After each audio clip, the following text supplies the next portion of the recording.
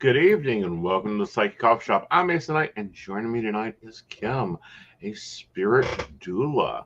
Hi, Kim. How are you? Great, Aeson. Thanks so much for having me here tonight. Not a problem. So, what is a spirit doula? Because that's a new term for us at the coffee shop. Well, and I think I started using it before other people were using it. Probably. I, yeah, I've been both a birth doula and a death doula, and so first I was a birth doula, and at a birth, the doula is the person who mothers the mother. So Hmm. they're not doing the work that the doctors or the midwives do. They're watching what the woman needs for her comfort. They're encouraging her, they're telling her she's got this, and they're loving her through that process. And with death, it's very similar, Right. watching what the family needs, watching what's going to help the person cross over, doing those things. So I was a massage therapist for 35 years, and Hmm. that morphed into all sorts of other things, like being a birth doula and a death doula. And when Right. people would ask me, what do you do? Hmm. For decades, I'd say, well, I'm a massage therapist, but I really felt like it was like taking a picture of my big toe and saying, this is who I am Right. and what I do, right? It just didn't Right. fit. It's And only a then, part. yeah, and then I don't know, somehow, I don't know if I heard the term or if I was just like, really, my goal is to help people birth their authentic self into the world more fully. Mhm. And I'm a spirit doula. And then I just started calling myself that about 8 years ago. Interesting. And you've been in industries for 35 years. That's massage, but also birth doula and death doula. But you came out of a lot of tragedy, honey. I mean, there's a lot of stories in here of spiritual growth, hitting some hard knocks, dealing with past abuses, learning to listen and be still, which I think is really hard for people nowadays. I think it's Tell me a little bit what's extremely covered hard. in the book. Yeah. Yeah. Yeah. Yeah. So, the the book really I consider kind of my legacy piece. Like, Hmm. because I had a lot of death in my life from a young age, Hmm. I've always walked with death, like knowing it's my companion and Right. today's all I've got, right?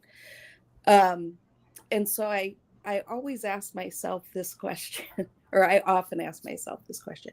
If I was to die today, what would I regret I hadn't done?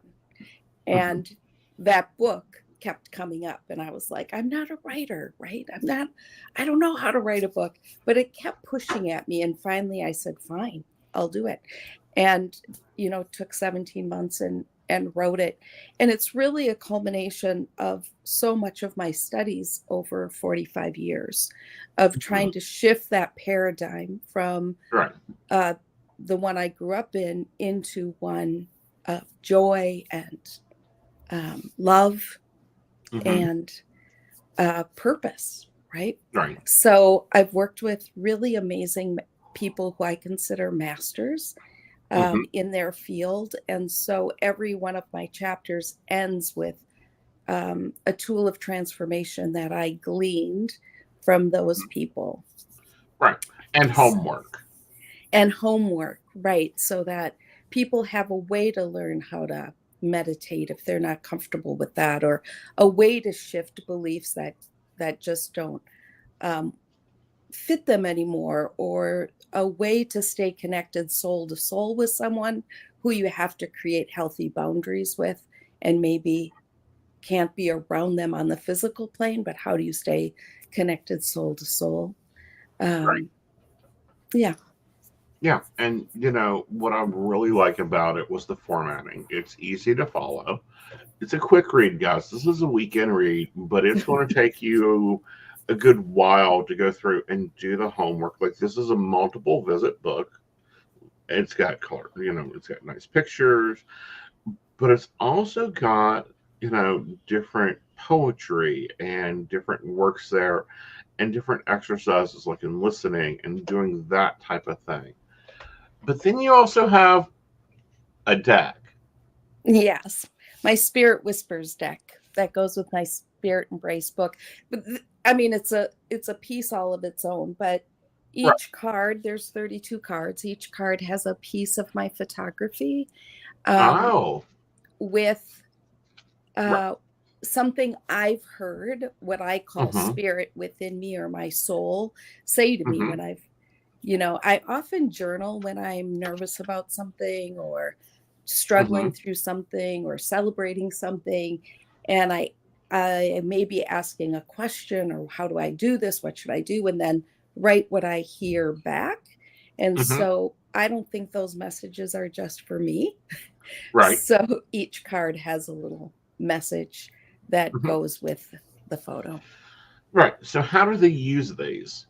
Are these just pull a day for affirmation? So often I send them with a little tiny, what are those called? You can stick it on there and it'll stand up. And I encourage people to keep it up until they feel like, nope, it's time for a new one.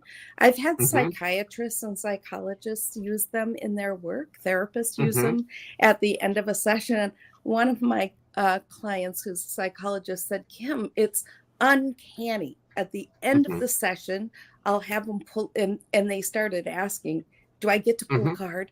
I'd have them pull a card and it would just sum up what the issue was we'd been talking for that day. Very much So so. I like there, them. Okay, I'm going to do my little standard review of them. The card stock is great, but this is not a shuffling deck, guys. This is just a pull deck. Like, you're yes. not going to bridge shuffle it, so don't be packing this up in your reader's bag as, ooh, I'll grab this afterwards. And I would not be letting clients handle them just because the artwork is so gorgeous. And unless you're still sticking with my mode of, there's the hand sanitizer so we can get all the gummy fair crap off your fingers before you touch my deck. The artwork is gorgeous. It is full color, good stock quality. But again, this is not a shuffling deck. This is a pull deck. And I would keep them in a box and then pull them from the box. Mm. Yeah, because it's a great size for one of those little, keepsake boxes or whatever to lay in, and you can just pull it out and have it up. Yeah, and I would say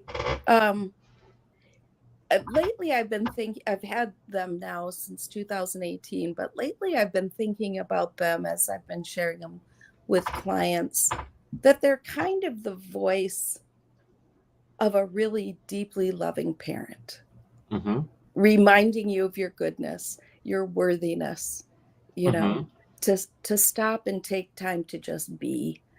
They're just kind of this very loving voice. Yeah. So, what was your hardest story that you didn't think would come into the book? Oh, well, the hardest stories are at the beginning, and I knew those were all going to be in there. When I finally said yes to doing the book, I asked the universe, I think I said yes in March, and I asked to have until October to start, because it was my son's last summer at home, and then he was going away to college. And I wanted to be able to make that transition, both with him and then out of the blue, a cousin I talked to about once a year, who had no idea I had this goal, sent me an email, which she does about once a year, and said, hey, Kim, I'm going back to Minnesota for my mom's 100th birthday. And my apartment and car here in Santa Fe are just going to be empty if you'd like to come down. And I was like, absolutely. And it was for the first week of October. Like, what's the chance of that, right? And exactly. My husband was like, I get to go too, right? And I was like, no, Nope. no, you don't get to. And a good friend, I get to go though, don't I? No, this is just for me. And in those 8 days, I wrote the first section, the first 4 chapters of the book. And those are the hardest, because the focus of those are on releasing, right? So the things that are hardest are the things that we need to let go of. And but I think that the stories themselves I always tell people stick with the first section, even though it might be triggering for you or hard for you, because every story is a redemption story. Every story is this transformative. It's not Hmm. that I end the chapter still stuck in that pain. It's how Right. did I transform it so I could have a new Right. experience? Yeah. Yeah. And to grow with it so that, you know, I don't know. Maybe you get these clients too, you get them and they just look battered, beaten, and packing this steamer trunk of he done this, she done this, they left, they died, they abandoned me. And it's like, okay, so how are we going to unpack this piece by piece? Are we just burning it all and starting over and, and trying to work with that? Yeah. Yeah. For me, it's really like if somebody were to come in and that was their Hmm. experience, I would be asking them, and what's the invitation here for you? Yeah. How are you called to love yourself and not abandon yourself like you've been abandoned? How do you do that for Hmm. yourself and become that for yourself and use the supports of your Hmm. ancestors, your spirit guides, your Hmm. angels? How do we use those to create community that's Hmm. lasting? Yeah. Because I find a lot of people don't have those tools. Like, I don't care what Right. their path is, I've dealt with all of them. Yes. Everything from, I would think a Buddhist would have meditation down to science. Not really. They do it because they think they're supposed to. They do it because they think they're supposed to, they do it the mantras and that type of thing. But getting into that spiritual working realm, they get stuck at. Yeah. You And know, they haven't been trained, right? no, They haven't been trained. So right. that's why I wanted to share this work, because I've had people train me, Hmm. who are really amazing. Hmm. I'm a little different. So this will date me, Okay. but I cannot do the traditional meditation music. It'll Oh, drive me up a wall. Found that out when I first started to meditate. So my teacher said, "Well, what do you listen to?" And I'm like, Kiss, Alice Cooper, Black Sabbath, Iron Maiden. They're like, choose music and meditate to that then. Yeah. when my son was young, I went to a class called the Intuitive Mind. And I was so impressed with the skills I gained there. And at the Mm-hmm. end of the weekend, I said, "Do you ever do this for children?" Uh-huh. And so they created a program for children, and we did it for 3 summers. My son went every summer because I was Mm-hmm. like, children need to have these tools before the hard times of adolescence come, Yeah. right? And they would, on week 3, they said, "I think you need to have him tested, because where all the other children are more able to relax in meditation, he's less able." And when we played this drumming music that drove all the other kids crazy, he Uh-huh. totally just relaxed and went into Uh-huh. meditation. and Right. and so we did discover there was some sensory integration things, and that he is Mm-hmm. most comfortable and processes information with noise. It's one of the Mm-hmm. things he processes, right? Right. So I I kind of Yeah. get that thing of listening to Kiss, right? Because Right. That heavy I'm any music, like listening, meditating has to have that heavy bass. beat bass. Yeah, Yeah. there's got to be bass. There's got to be drums. There's this wind chimey. Just calm your mind. And I don't set on the side of a sea. I've never done that experience. I'm not going to do that experience. I'll be Well, in the sea. and isn't that the great thing about this work, is that we Yeah, each find our own path, and that we right. don't have to do it like everybody else, right? Yeah, and I think that that's probably sometimes the hardest thing when you're like, okay, so which direction? What's your invite here? which path do you want to go through? And they're like, I don't know, you tell me. And it's like, I'm just the watcher. I'm just the director. And I think we all of us in the spiritual community can get very stuck on, you know, you have to do it this way because this is Yeah, how I learned. You can't do that. absolutely not. Yeah. Yeah, it's all about, in my world, it's all Hmm. about helping people find their path. What Right. brings them life? What lights them up, right? Hmm. And for each person, that's different. Yeah. Very much so. And for each person, their community is different, their views are different. Mhm. Their How, words that have yeah, meaning to them are different. yeah. One of the words that people really freak out to. And I'm like, well, you have to define that. And they're like, well, it's cheating if they watch, if they go to the movies with their friends and they're supposed to go with me. And I'm like, did you define that with them? No. It's cheating. Everyone knows it's cheating. It's like, no, that word has multiple meanings. Mm, And getting them to realize that even though we speak the same language, we don't all work from the same dictionary. right, right. Yeah. Yeah. Yeah. So you also worked with a partner in creating a very interesting book that I think that, like, I don't know, they should just mail it out to everybody in general. Lord knows it would save us a lot of time hunting for water shutoffs and life estate papers and that notepad that noted down everything 10 years ago you wanted to go to some. Tell them about your other book. So it's called Lasting Gifts: Living with Intention, Dying in Peace. And it came out of my experience of when I was the day after my 15th birthday, my dad died suddenly. I got called out of a midterm to be told Mm-hmm. my dad was gone with no warning, right? Mm-hmm. And then a couple of years later, my mom had a massive stroke, and we were told she wouldn't live 5 years. She ended up living 35, but they said she wouldn't live five. Um, Mm-hmm. so death has walked with me my whole life as just a reality. And when Mm-hmm. I got married and we had our son, the question that started burning in me was, how do I love them even Mm-hmm.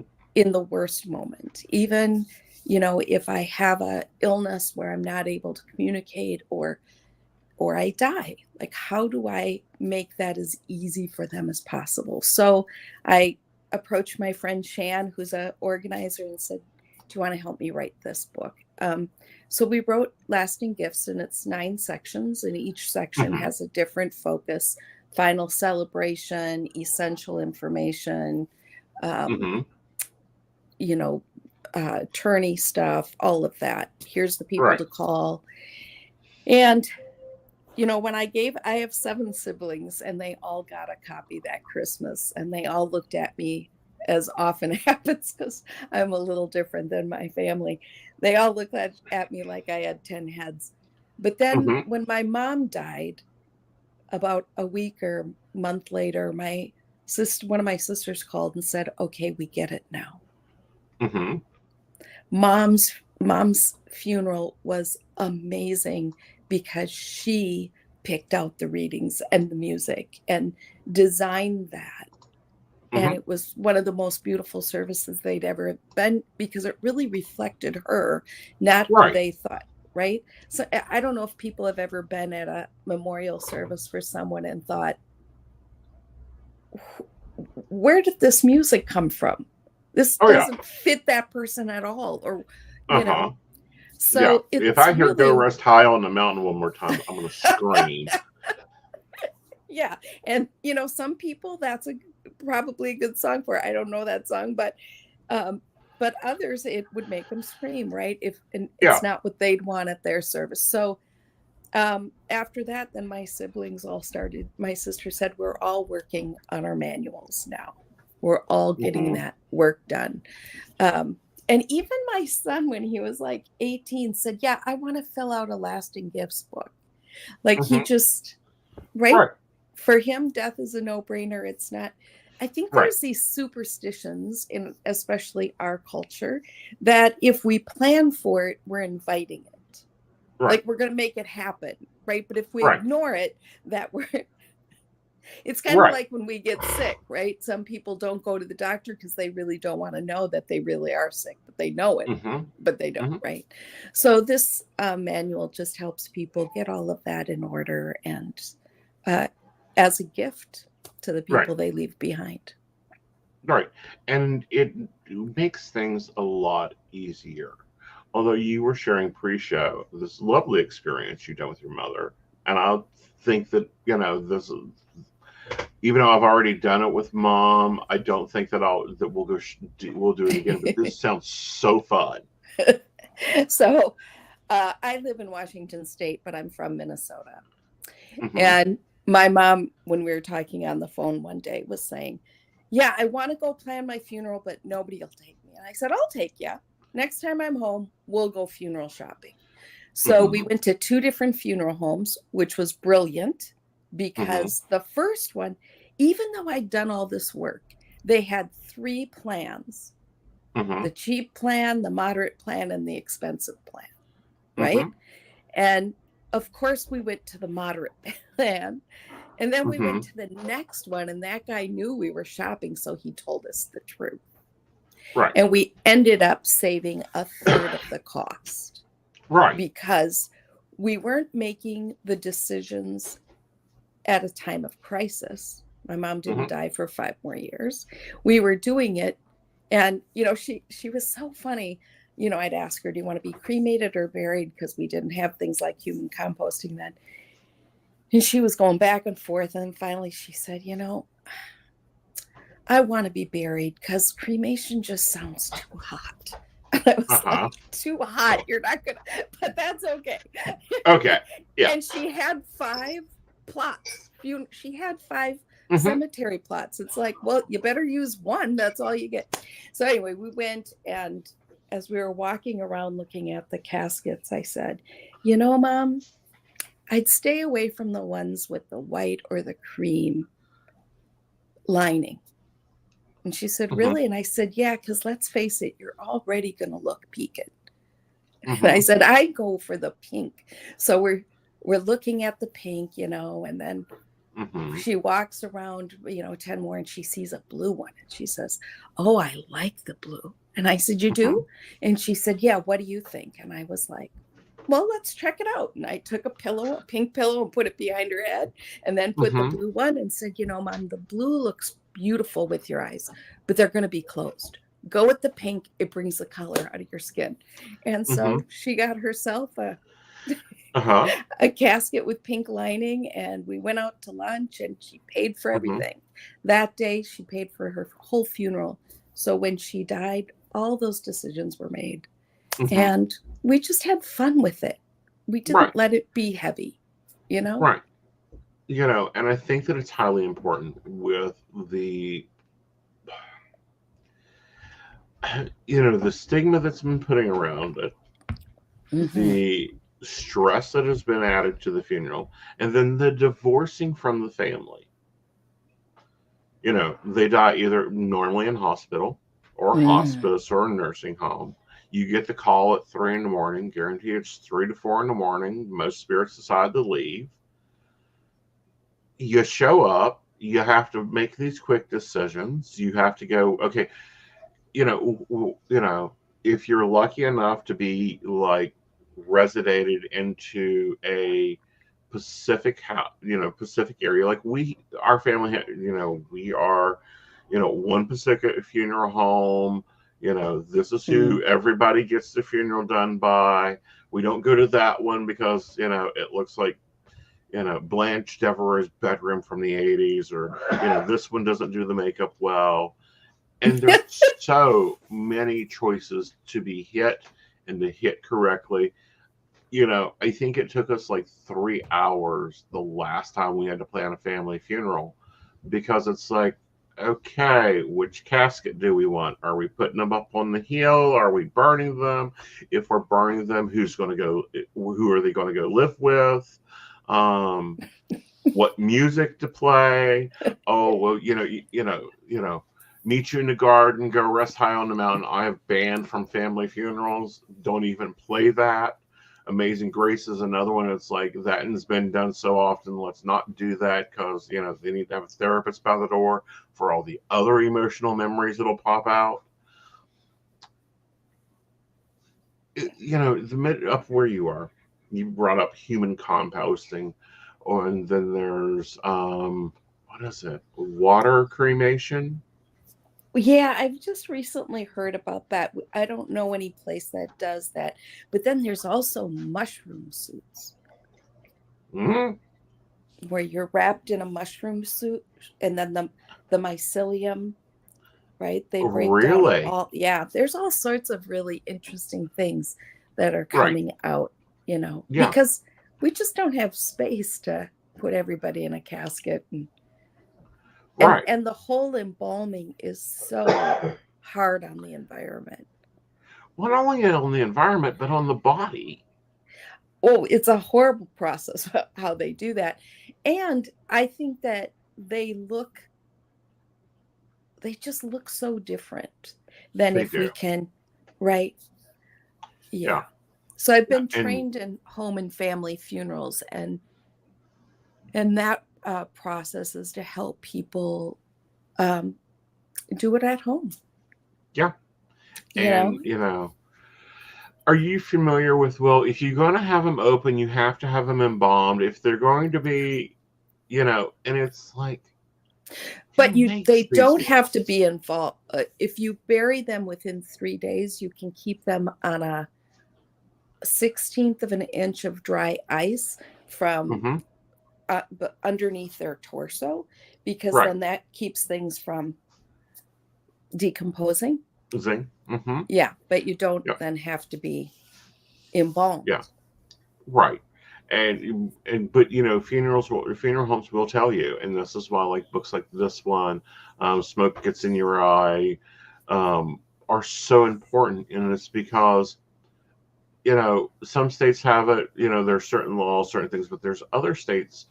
Example, Oregon for one, and California, that have the green burial options, that have the home burial options, that have like you don't have to have a casket. You can be wrapped in blankets and put into the earth naturally.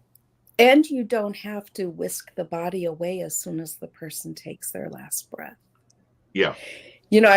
I can't tell you who wrote this, but it was a quote that we've come so far, of returning to be able to care for our dying, but then we leap over the body,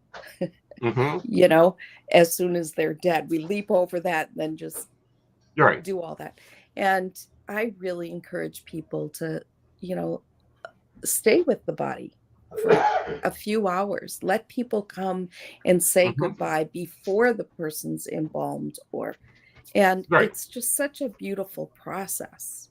And I think that it amplifies the healing from grief, because grief has a different feeling when you've been able to sit and you can tell the person's spirit is out of their body. It's no longer there. And you can love them. And the amount of, how much we're still carrying for the U.S., the Civil War. Yes. And of course, what trends we have has been multiplied throughout the world. And it's still being held in that position. And I'm sorry, it's about big corporations. It's like putting a body in a vault. Why? On this 4 foot by 7 foot by 4 foot concrete sector. I am not a pharaoh. I do not need to be contained in concrete. You mean when they put the casket in the liner? Yeah, in the liner. Yeah, and I think that has to do with the ground.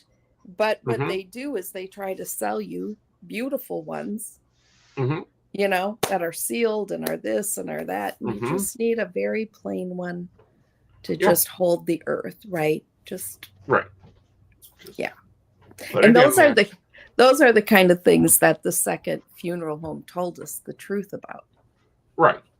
Right. Because they have their 3-pack, some places have their 3 packages, but you have a right to price shop. Absolutely. It's like you also have a right to go buy your casket if you want a casket. And do you know that even Costco sells caskets? Yeah. You can order a casket at Costco.com, or you can just buy a pine box. Or if you're going to be cremated, you can buy a cardboard box that your body fits in, and it goes into the incinerator. Yeah. And something, maybe people know this, maybe people don't. If you're going to be cremated, you can still have the wake and the funeral. Yeah. It's not low. You'll have to do a memorial service when the ashes get back. Because I'm sorry, the funeral directors we've dealt with in this part of the country always go, well, if you cremate, are you going to do a memorial? Who's getting the ashes? Sounds like they don't want you to cremate. Of course not. Because, if you do cremate, they're then going to say, well, if you're going to have a viewing, you have to embalm them. Yeah. No, you don't. No. But you just have to do it in a short period of time. Right. Yeah. You can't hold them for 6 months. While Uncle Benny comes in from whenever. Yeah. You really need to, cremate within 3 days, or have them at least at the crematorium. But the other thing with I always tell people, if you're going to be cremated, call the crematorium and set everything up with them. Don't go through the funeral home, because all the funeral home's going to do is come and pick up the body and drive it to the crematorium. And at least out here, the crematoriums will come and pick up the body and take it to the crematorium. And in 2004, it was a difference of $1,000. 2016, it was the difference of almost 2,000 here. But the funeral industry in itself has changed, because like Dodd and Payne is no longer Dodd or Payne. Tyree's family isn't even involved. It's now Dignity or Sunrise that's still carrying the we're a family funeral home. No, you're not. You're a corporate organization. Yeah. And I think it's just important that people talk about this stuff, right? Because we got to take death out of the closet. It doesn't belong there. It's the only thing we're guaranteed when we come into this world, is that we're going to die. Yeah. Everything else, nothing's guaranteed, but that is guaranteed. Yeah. So I think the two books play well with each other, in my opinion, because one is cleaning up the living, getting yourself to embrace a new development. The other one is writing your final chapter. Yeah. And what is it like when I help people plan their funerals or their memorial, whatever it is, my question for them is, what do you want your last message to be? Let's plan it. Like, what would you really like? So for my husband and I, when we did this work, we need to do it again, because you should update every 5 years. But we'd go to coffee shops and sit, or, little cafes, and have a date for 2 hours and work on it, and then go a couple weeks later and do it again. It was the most intimate time. And the things that he chose for his memorial, I'd never even heard of. So I never would have chosen them for it. Right. And my focus was on, I really want my memorial to be about gratitude, because I'm just so grateful to be in a body on the planet, and for all these people that have loved me. Right. He has more of a message he wants to give about caring for others, and, both good messages, just different for who we are. And so that's why Mm-hmm. it's important to talk to your aging parents, to your spouse, to your kids, Mm-hmm. even. You know, my son wants a bunch of Beatles songs if he dies anytime soon. Right? Right. He's a Beatles enthusiast, and that's what he wants at his funeral. Right. You know, what has been, I'm sure you've been there at the bedside. Yes. What has been some of the most enlightening experiences from the spirit realm at the Ooh. bedside? Well, I had asked my mom, to let me know when Mm-hmm. she crossed over, just to send me a sign. Mm-hmm. And we were all with her when she died, and uh, she'd had a 16-day death of learning Mm-hmm. she wasn't going to, they discovered cancer and it was so far advanced. Mm-hmm. Um, and she'd had lots of fevers, and it just been a Mm-hmm. really hard 16 days for her. And Mm-hmm. so after she died, I Mm-hmm. bathed her body and prepared her body because I didn't want it to leave, to have other people do that. And my siblings said, "You do whatever you want, Kim, but we're not going to be in there." Well, as Mm-hmm. I went on, first my youngest sister came in and she started helping. And then my other sister came in when we started washing her hair and said, "What are you doing?" "Well, we're washing Mm-hmm. mom's hair." Well, I used to wash her hair, and she was a beautician, and fix it for her every week. I'll do that. And so she did my mom's hair. And we Mm-hmm. put her in pajamas that she was saving for a special occasion. We thought this Mm-hmm. was the most special. And put her glasses on, and my little sister said, "I want to put her favorite lipstick on." And then the rest of my siblings came in, and they were so shocked Mm-hmm. and just kept saying, "Thank you, thank you. She looks like mom. Mm-hmm. She looks like mom," because she hadn't, right? But my brother was worried because her mouth was hanging open, and he said, "Well, we Mm-hmm. better call the nursing. We better call the funeral home because we don't want her face to get stuck that way." And I Right. said, You don't have to worry. She's okay." And so then we all, different people said their goodbyes. Her favorite nurse came to say goodbye. My husband came, all this stuff. Mm-hmm. And we were in the kitchen. Everybody had left, all the guests. It was just the Sibs. And my brother says, if anybody, you need to see mom one more time, you better go in now because the funeral home just arrived. So Mm-hmm. I went walking down there, and I walked in, and her mouth had closed, and she had a little Mona Lisa smile on her face. Oh. And I just turned around, and I'd already done the home and family funeral stuff, and I tried what I knew to do Mm-hmm. to try to get it to close, and none of it worked. But I just turned around and yelled to my Sibs, "Her mouth is closed!" And they all came in, and Mm-hmm. it just was, in my mind, it was her Mm-hmm. message telling me Right. everything's okay. Yeah. For me, it's always the crossing, Oh, the the pre-crossing, crossings.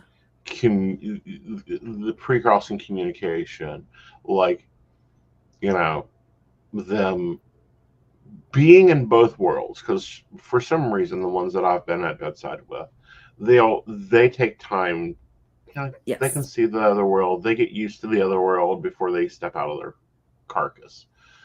Um, but it's always the messages. Like with Dad, he was fussing about the firewood or fussing about, and telling me where the guns were and where the wheels were and where the paperwork was. And I'm like, Dad, just relax. I know we've gone over this. I know what you want me to do. You already have it all wrote down. I know where your scripture Bible is. I know what the color coding in it means. Like, I've got this. Mm-hmm. But he still had to go over it. And then, the next day, he's like, we need to go and get new suitcases.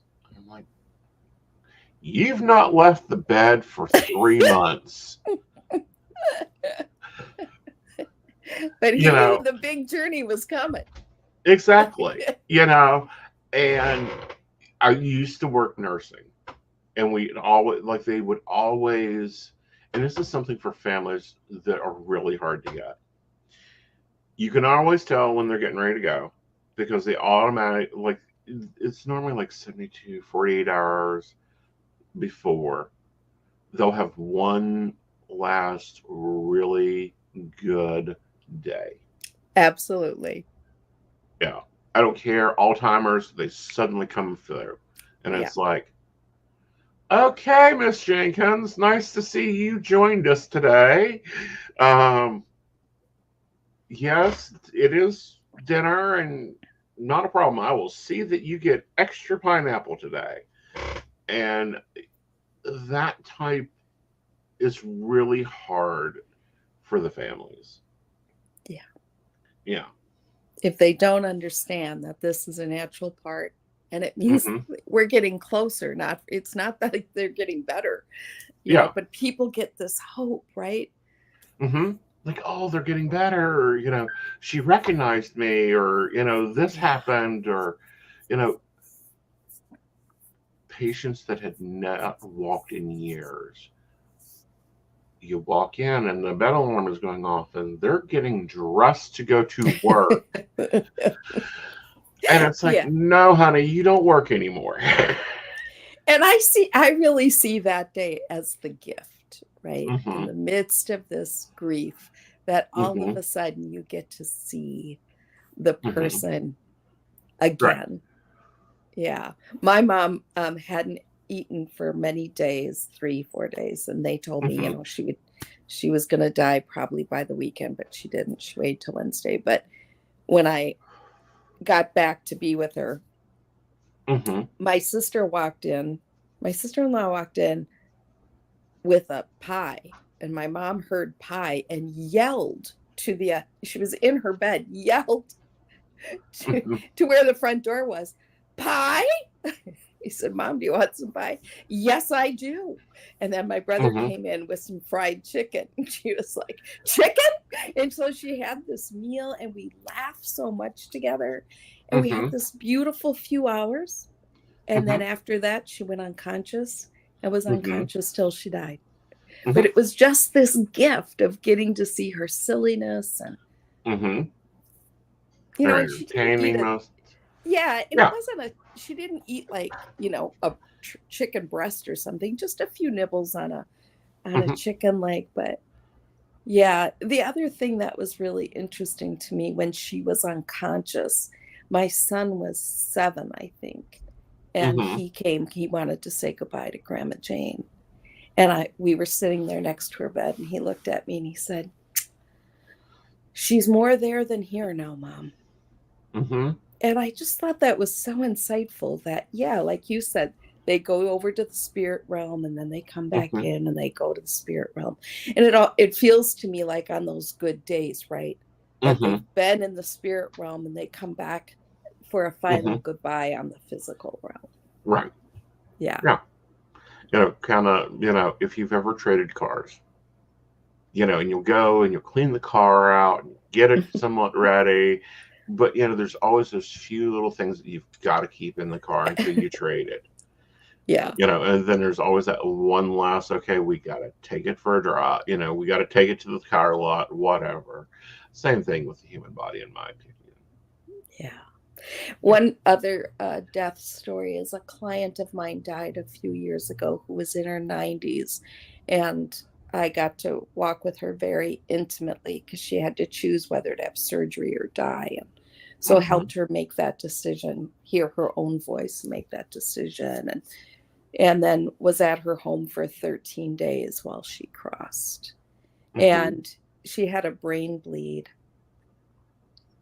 And so within days, her language and everything had shifted. But before it was totally gone, I sat with her daughter and her, and I asked her a question. I don't know what it was, but her response was love, love, love, love, love, love, Mm-hmm. love, love. And the intonations were as if she was telling us a whole story, but the only words that came out were love, and then sometimes you, love, love, Mm-hmm. love. And it moved me so deeply. It was like, for her, the last thing she wanted people to know was Hmm. how much she loved them, how important it was to love each other. And Hmm. that was her message. And it was just so astounding. Hmm. I have her recorded for about 10 minutes talking about love, just Right. using the word love. Yeah. Yeah. And you bring up a good thing there about recording, and I Yes. know it's in your manual, but family stories, Yes. coincidences, family traditions, because no one knows, grandma's biscuit recipe, or these things, because they always do it. And then when Yeah. it's over, it's kind of like, don't call me to get grandma's cookie recipe because she ain't telling me. you know Yeah. yeah, take that time. Yeah. Take that time. Yeah, and even like my father-in-law's 92, and for the last 5 years, whenever he starts telling stories, I just simply hit record on my phone and set it down to capture what he's saying so we can hear him tell the stories when he's Hmm. gone, right? Right. So just finding simple ways to do it, not um it Showy. doesn't have to be, well, it just doesn't have to be a big production, because Hmm. he wouldn't tell the stories as naturally if he knew I was recording them. He always Right. knows afterwards. You know, um, Hmm.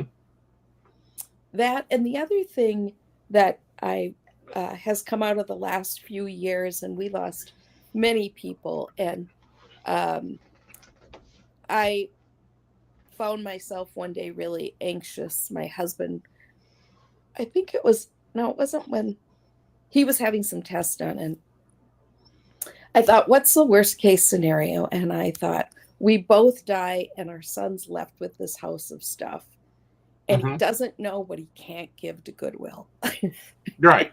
because it all goes to him. And I got out my iPhone. I Hmm. made a joint shared folder with my son, and I went Hmm. around the house and took pictures of, this was my great grandmother's bowl from Germany, and Hmm. would take the picture and then write in the comment underneath what it was. You don't have to keep this, but if you don't want it, see if somebody in the family wants it. Hmm. This was my grandmother Rosie O'Reilly's hope chest. See if any of my grandnieces would like it. So Hmm. that he knew, right? These are the things, I think I chose 60 things that he couldn't just toss, that he Right. had to see if someone in the family or a good friend or whatever wanted it, because it had Hmm. meaning. It wasn't Hmm. just an item. So, thinking through those things. Right. And I think that's also an important thing, and the thing that people don't talk about is that 6 months to a year later, when you've got that house with all the stuff that you don't know who wants it. You don't know if you should keep it. You don't know if it's something they picked up at a yard sale or came over with the Mayflower. Exactly. Because they never thought it was important. It's just the China set. It's just the notebook. It's just the tax records from 21 30, 50 the stuff. years ago. And it's like, the last, one of the things I was going through, and it really shocked me, was the last year Dad worked. He earned for the whole year what I earned in a month. Wow. And I'm like, no wonder he always looked at me like I was an alien with two heads when we had to do taxes. Yeah. Yeah. Those things you need to cover. People need to cover. Like, where is the tax records? Where is the property records? You Yeah. know, Where yeah. do you keep your important papers?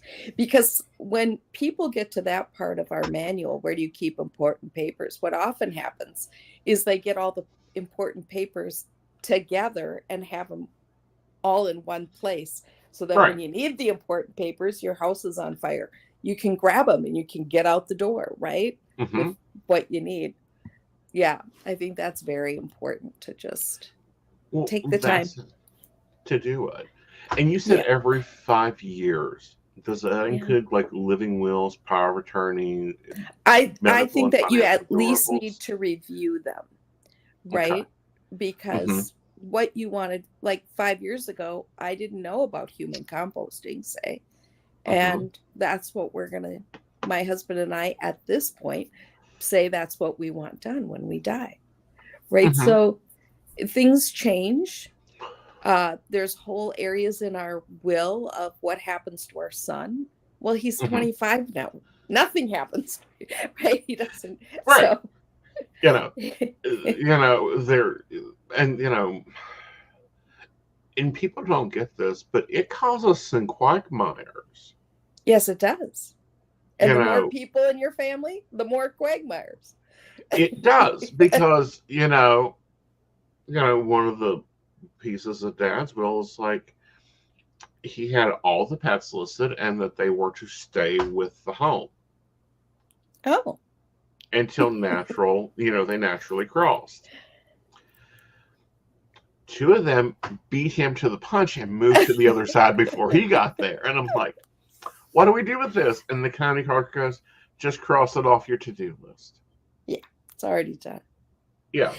I want to give a plug for another book. I don't know who the author is. It's not my book, but it's called The Art of Swedish Death Cleaning. And it's I know that. do you know that Yeah, book? I And it's know just that a book. thin little book. But the Yeah. whole premise is take care of your stuff so other people don't have to, right? Yeah. Take care of it. So my husband and I are on a 5-year plan to like really trim down what we have to just the things we need or love. So there's not a lot of excess.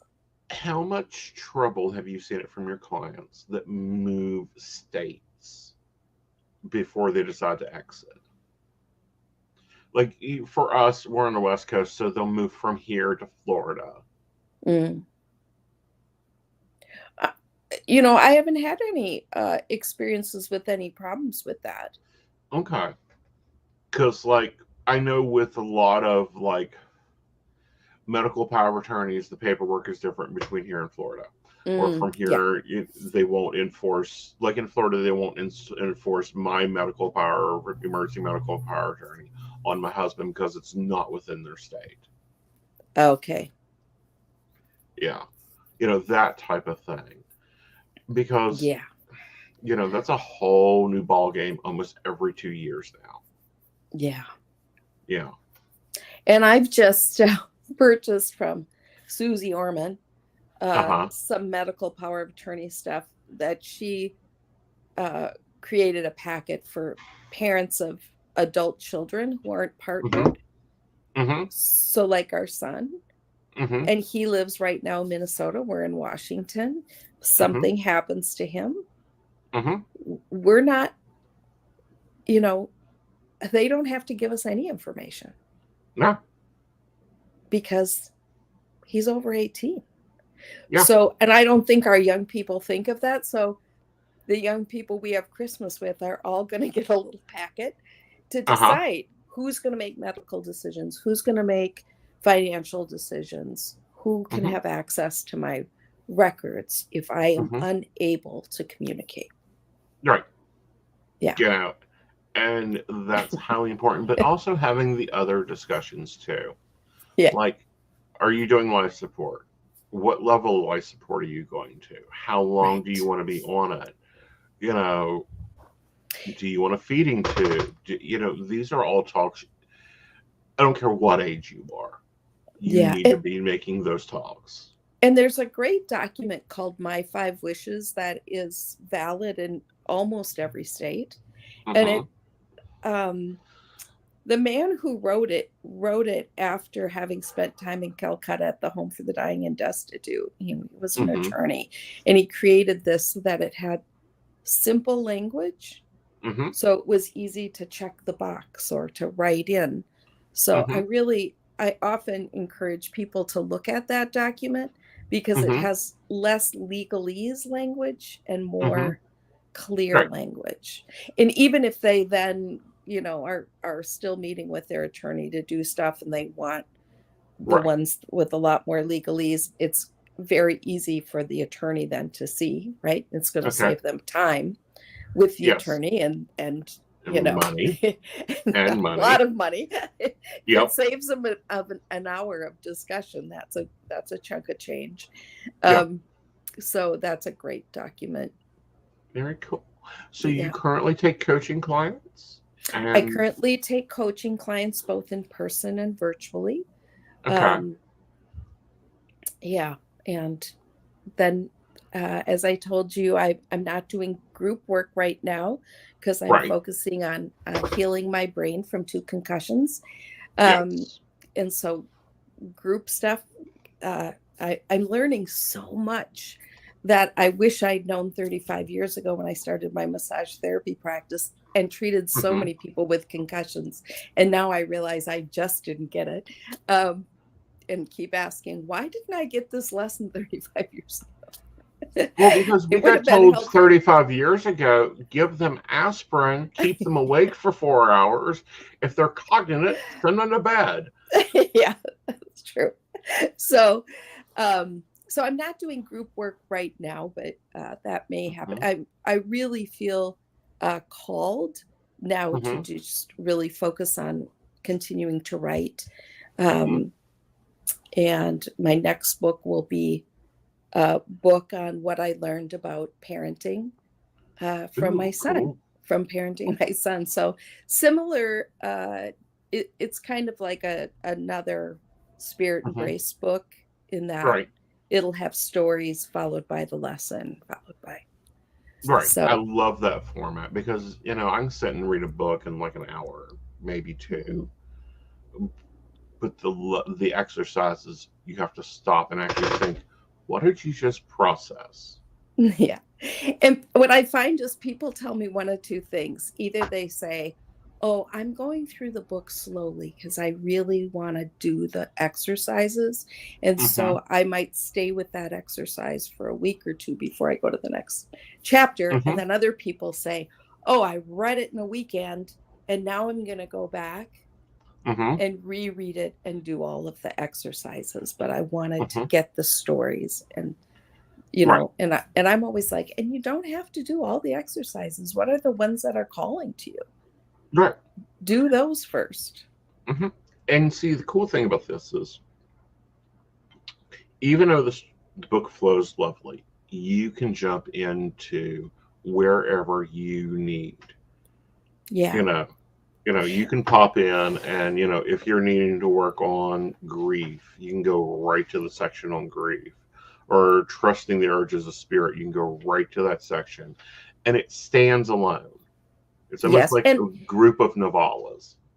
right. And the book has 4 sections, right? It has Hmm. release, listen, manifest, and tend. Hmm. And each of those sections is kind of a little, Hmm. because the release are the things I had. It's more of the family system that I needed to shift and end. And Hmm. then the listen is about hearing when I was 30 years old that I needed to go to Calcutta and meet Mother Teresa and see her work, and finally saying okay, and then just how the universe just put everything I needed, and off I went by myself to the other side of the world with nobody expecting me. Hmm. And um, so it just really kind of chronicles, like, when we listen, it could take us to some places that seem preposterous. And but that I really believe that that voice in us, that deep Hmm. voice that encourages us and takes us to those places, is the voice Right. of God, the universe, whatever you want to call that. Like, Hmm. we're in it and it's in us, and it's one and the same. And so I trust it. I Hmm. trust it so much. And so that whole section is focused on my time in Calcutta and Nepal and traveling alone as a woman at Hmm. 30, doing that and meeting Mother Teresa and what that was like for me, which was really, really powerful. And Hmm. then the next section, manifest, is after a year of losing 4 people in our family, I called my best friend and said, I need to do something fun for my spirit. Would you go to the Oprah show with me?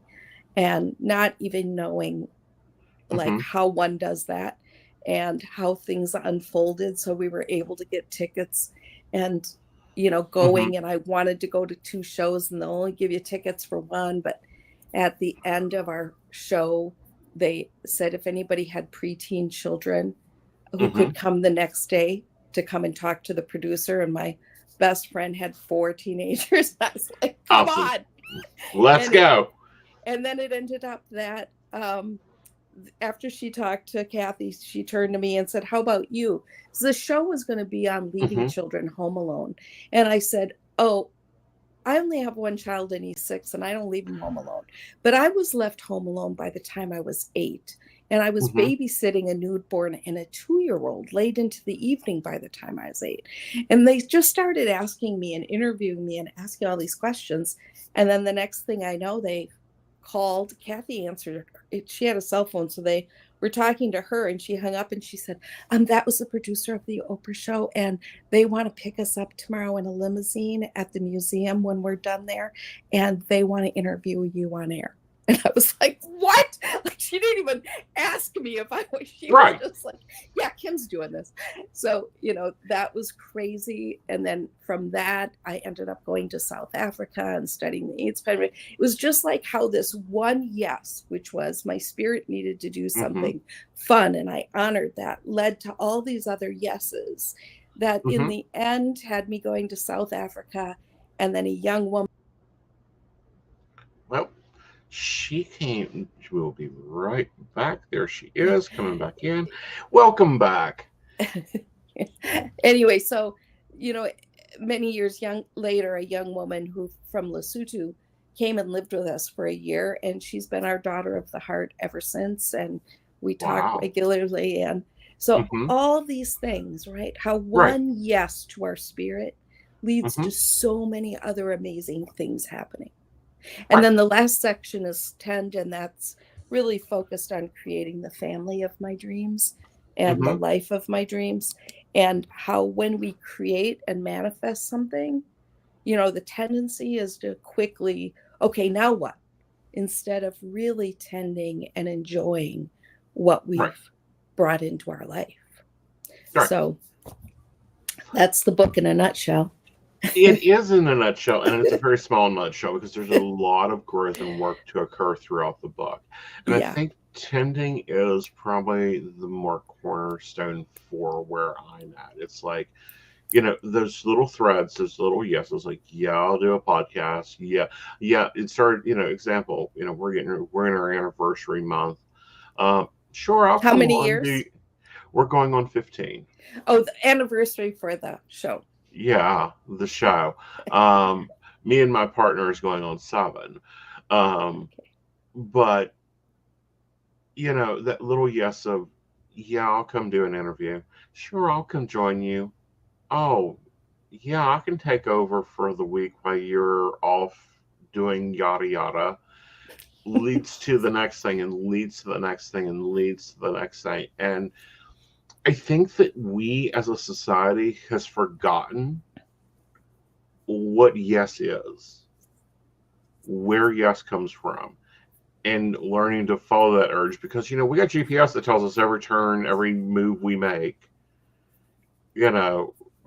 tones on our phones telling us, who to talk to, when to talk to, all this other stuff, that we live a lot on autopilot. And, we got to come out of that autopilot.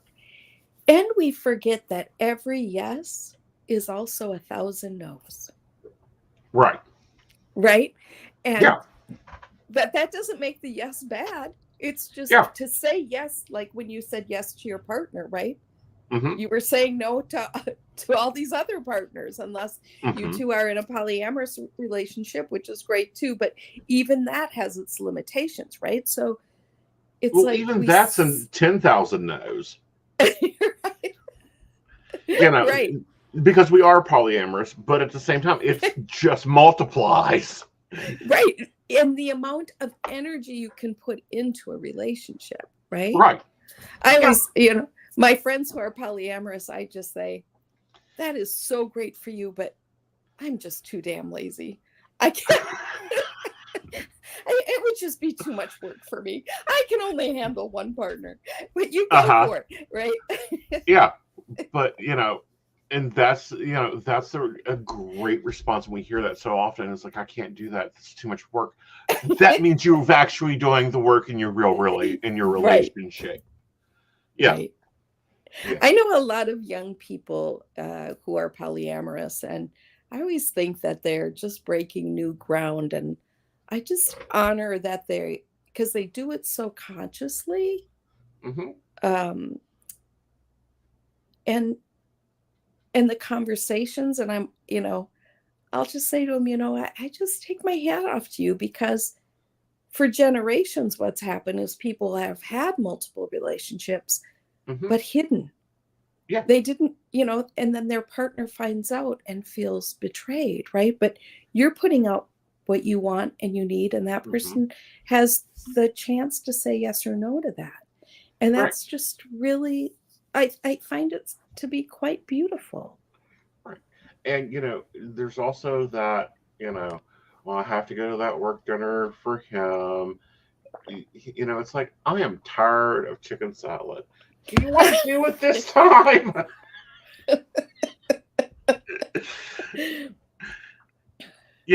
And being able to build that family, like your books talked about, that you want, but also being able to say, no, I don't want to eat that terrible chicken salad your work does, or you go do shop for the cop this year. I'm really not in the mood to go do that. Getting those choices and those decisions, but that only complicates everything.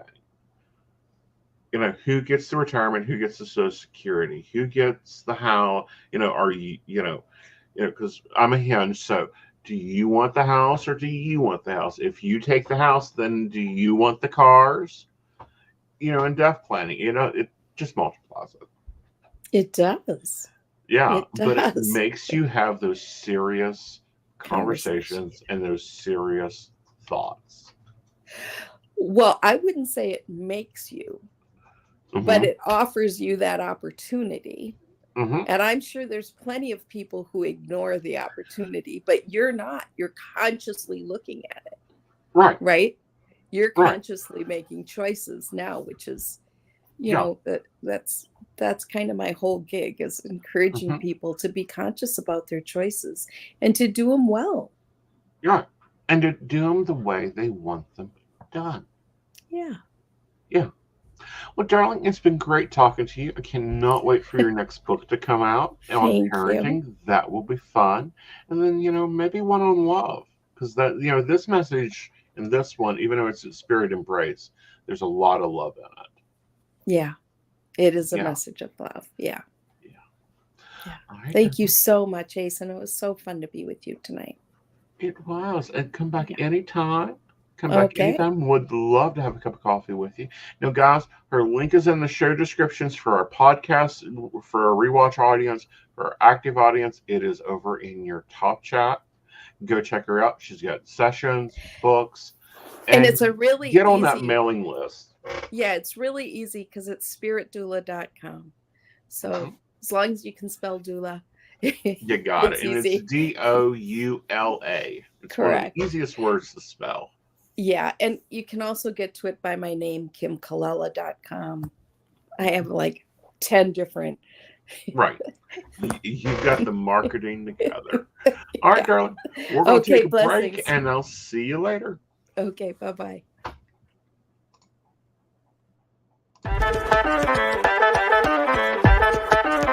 Hi, this is Sandy Starr. I'm a psychic and I work on Keen, and I have been working on Keen for over 22 years. You can reach me on 01068. I deal with a myriad of subjects, but I do specialize in relationships, marriages, divorces, is he cheating, is she cheating, whatever the dynamic of the relationship is, I will guide you through. I've got amazing radar for cheaters, so I will tell you the truth if he or she is cheating. I can help with any subject you need me to help you with besides relationships, and I look forward to hearing from you. Again, you can reach me through keying, and my extension number is 01068. I really look forward to hearing from you and helping you with whatever you need me to help you with. Hi, I'm Tracy Van. I'm a psychic medium and I work with tarot cards. I also practice Reiki and access bars. I would like to share with you what a reading with me is like. It is a blended reading of psychic and mediumship, and I deliver these messages exactly as they come through. I'm not going to mince words or add any padding. I am a professional, reliable, and honest communicator. I have readings available anywhere from 15 minutes to an hour. You can book a reading with me at tracyvan.com. That's TracyVann.com. And no, I'll always tell you exactly what you need to hear. Hey everybody, Natalie here from The Pendulum's Path. If you are in need of guidance, direction, spiritual connection, healing, or more, you would come to the right place.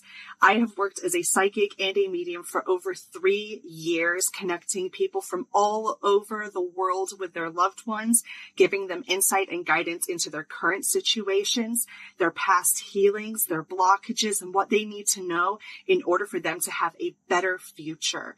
It would be my absolute honor if you would come to my website at www.thependulumspath.com.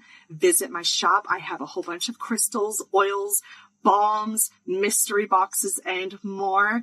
And visit my services. I offer 15-minute, 30-minute, and 60-minute sessions. I also have email readings available. If you're not comfortable with the one-on-one session with me, or if you just want to try me out, I encourage you to come visit me at the Pendulum's Path, and let's get you back on the right track today. Hey everybody, Lady Gwendolyn here from Rowan Temple of Light, and I'm here to tell you about our events this summer. First up is Beltane in the Hills, May 13th, and that is from 1 to 6. We have entertainment, we have a bunch of vendors, we have a fairy photo shoot. It's going to be exciting. You having any questions, reach out to Earth Magic or to myself. After that, we have Central West Virginia Pagan Pride, August 19th. That's at Holly Gray Park from 11 to 5 for the day. And we will have Sarah Masters coming down from Pittsburgh to be our keynote speaker. We have some great classes for that. So if you want to get involved, reach out to Rowan Temple of Light at Gmail, or just follow us along on Facebook at Rowan Temple of Light, and we look forward to seeing you out in the community. See you there. Well, good evening, darling. How is my inheritance, Barbie? Doing well, doing well. Hanging in there. How are you this evening? Oh, I'm good. Had a great conversation. We've got new cards to play with. You know, yeah, that'll be some fun. They're affirmation cards, which you know I like. Oh, you always love your affirmation cards. I do. Yes. All right. So do you have an Am I the Asshole, or do you need me? I finally do. Okay. Like I have been sitting here scrolling for one, and let me tell you, the pickings were slim. I don't know. I got one we may cover also. But anyway, let's go for it. I'll get the poll ready over at aesonknight.com.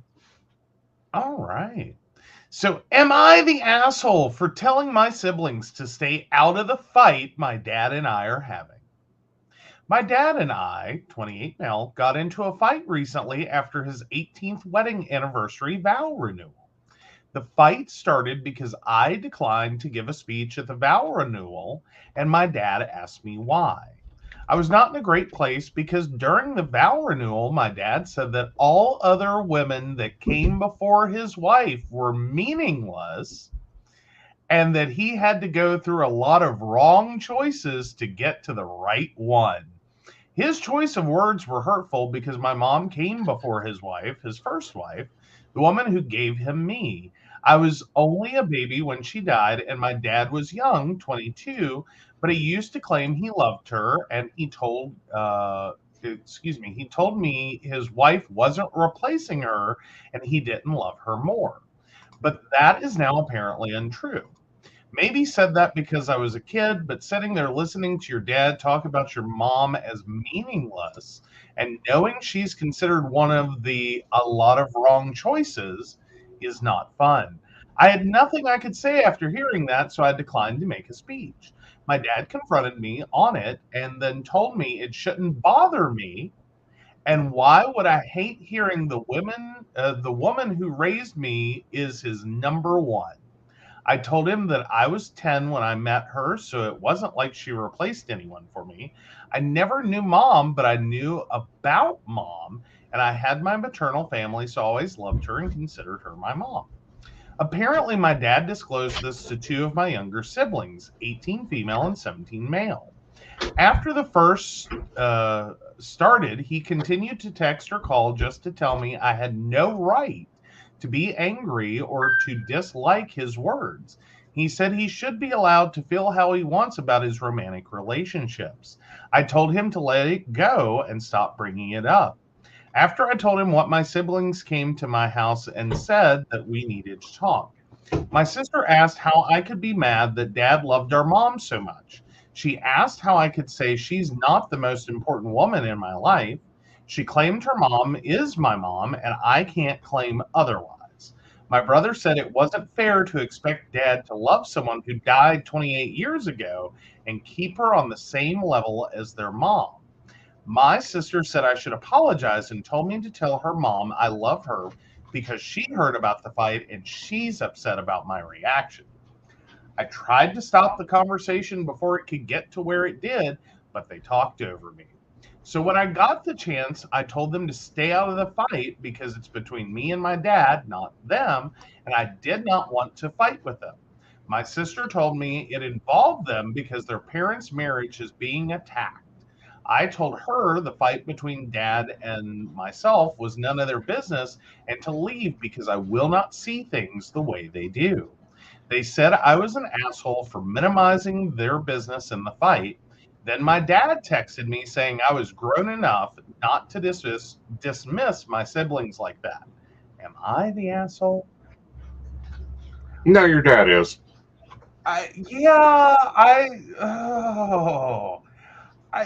Here's my thing with this one is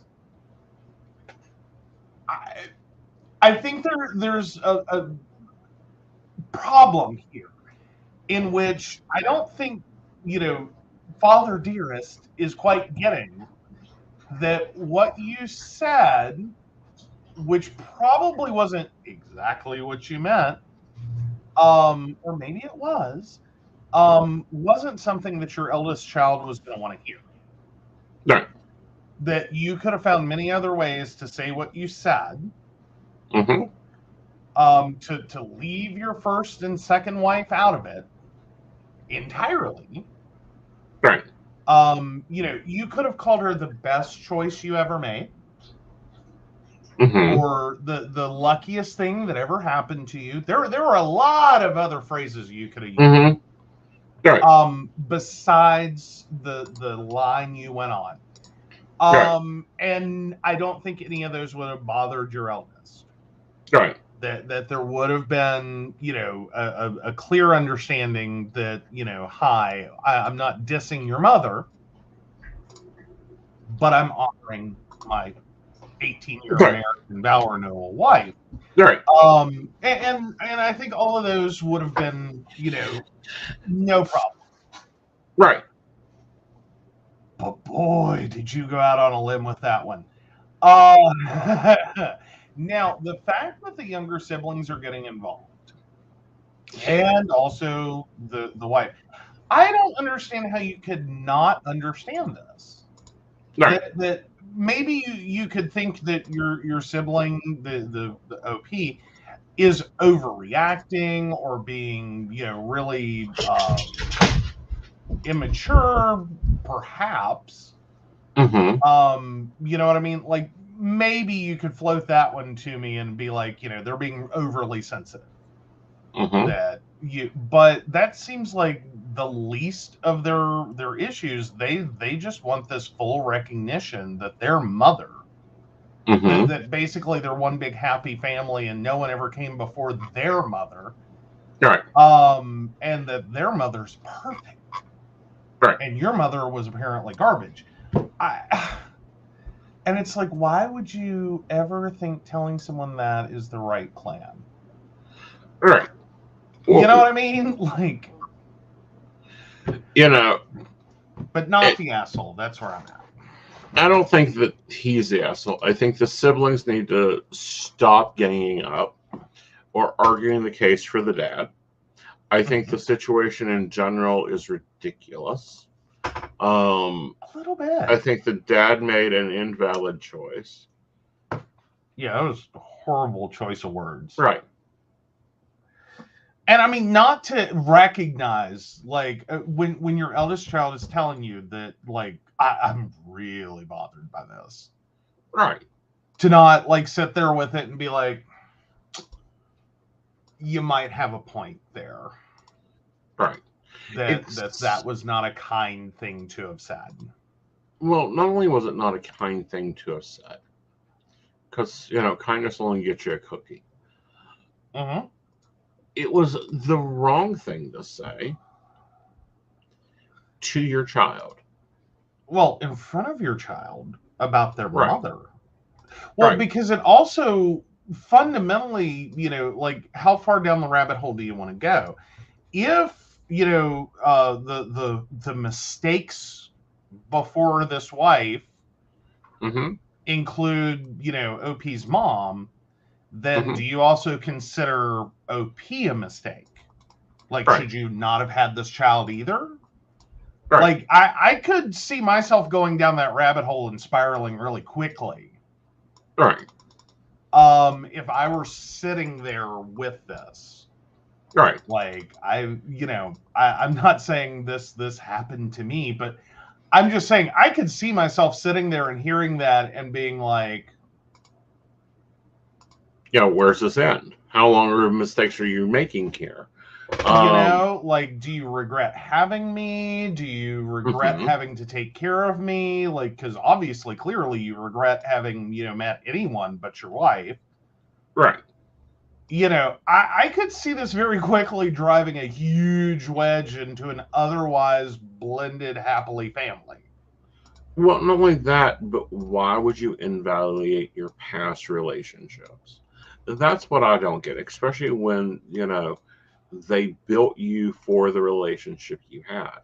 I mean, and it's taken a while to get here, for those going through this. But, even dating the jackass himself makes me appreciate you more. So I would be pissed off as the wife and stepmother for the statement. I think I would be pissed off at him for like going the route he chose at that moment and turning what should have and easily could have been just a very happy, milestone in their relationship, their family, their blended family, like whatever words you want to use here, could have been a totally harmonious event. And just, I don't want to call it another day, but like another momentous occasion like Christmas or whatever. Big milestone, though. And been a happy one for everybody. Right. But instead, you chose that moment to pick the worst words humanly possible, even if you meant them. Right. Like, you basically used your vow renewal to start a fight. Right. Like, I don't know how you wrote those, Oh, I think that, AI wrote them. Because I'm sorry, anybody with half a brain that is not a computer would have looked at this and went, I don't say that. Are you sure you want to say that? Yeah. Like, are you sure you want to use those specific words? Right. like you could tweak this really quickly Mhm. and like not harm anyone's feelings. Right. And then my other side of this that, people may not get is, the sibling stepping in there. It's none of their business. And I think that a lot of times Nunya needs to be more practiced. Fair enough. I think it's hard in some families, perhaps even most sometimes, for there not to be like an argument that doesn't end up pitting everyone against each other. Right. Especially sometimes in the closest of families. Right. So I'm kind of having to walk a line on that one. Like, how does this normally go? Like, does one of the kids screw up and then it's like, hi, the siblings have arrived. Mhm. We're going to take sides and try to counsel you back to the, beaten Fold. path. Right. Bring you back in. Is that they're more normal? Like, is that what usually happens? And that's kind of continuing here, but going horribly? Right. Because again, I think if you're really, I don't know how an empathetic person at all could not like sit there and be like, yeah, that was some really bad word choices. Yeah. Like, I think I would have already looked at my, if I'm one of the siblings, I think I would have to look at my father and be like, what were you thinking? Mm-hmm. Like, that was a horrible thing. Like, just try to imagine yourself in their shoes talking about your mother that way. Mm-hmm. And just like, how do you feel with that? Mm-hmm. I don't think you're going to like it. Yeah. Like, you really, But yeah, they seem to be really team dad. Like, dad didn't. Well, and that's wrong. because, they don't have the division there. Right. And I think that that's the thing they're not looking at. Mm-hmm. I think that they're very much stuck from their point of view of, well, it's our mom. Why aren't you acknowledging our mom? She's our mom. And it's like, no, she's my second mother, not my first. Yeah. Well, and I think in this moment, like there's probably so much hurt that trying to, like, you know what I mean? There's almost going to be a pendulum swing. Mm-hmm. That even if on any other day before this point, you would have said, like, who's your mom? She would have been like, this woman right here. Right. Said, who is the most important, woman, motherly figure? Sorry, it looks like I dropped out. Yep. He'll be back in a minute. Who is the most important, woman? Yeah. All right. Hopefully I'm back in now. Yes. That if you had asked who's the most important, like mother, who's like, you know what I mean? OP would have easily gone and been like, this woman right here, you know what I mean? Right. And very thankful for everything and given a wonderful speech. But having to sit there through that, I don't think you can like get hit in the gut like that. Right. And then have anything nice to say about anyone. Well, and I kind of want to give props to OP here. He politely declined. He didn't stand up and call his father a piece of shit in front of the family. Yeah, it's not like you ruined the whole event, like stood up and like, you're a fucking asshole. Blah, blah, blah. Like you didn't do that. You just went, no, thanks. Sorry, no. Yeah. And let it go. On. Like, don't ruin the day. Mm-hmm. I think that was fair. Mm-hmm. You know what I mean? Like that in a lot of families in that situation, I don't think that part would have gone so well. Right. I think that instantly turned into like a food fight, basically. Like that party's going to crash and burn real quick. Right. So props to OP for that one. Exactly. All right. So the poll is up. Feel free to vote. And Rewatch Crew, you can vote in the comments. All right. So, good deal. Brenda believes that everyone is a bit of an asshole for letting the fight continue. At this point, yeah, but I will also say that I think it just like doubling down, and then the siblings getting involved. I think that's sort of perpetuating it. Right. Like, I think this needed to be one of those moments where silence is golden. Right. Like, shut up. Let everyone calm down. Like, you're trying to rip people back into the fold, and it ain't working. Right. Like, all right. So negotiation. Yep. So the poll is up. All right, let's move over to relationship advice. This one's a fun one. All right. How long have you been married or dating, and what keeps your relationship alive? Just like the title says, want to hear stories about how you keep your relationship going for so long. I've been dating my boyfriend for a year now, and he is honestly my best friend and best guy I've ever known. I don't ever want to lose him. Have just been thinking about our future and have been here on Reddit just scrolling. Have seen a lot of breakup posts, and it's got me thinking about how these real long relationships survive. What are your do's and don'ts? All right. So why don't you feed off this one first? Yes, dear.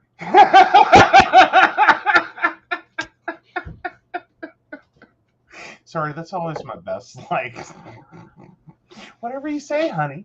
Is always I've always loved that advice. Is yes, dear to everything. Just Just understand what you're saying. Yes, dear, too, because you may just bought me a car.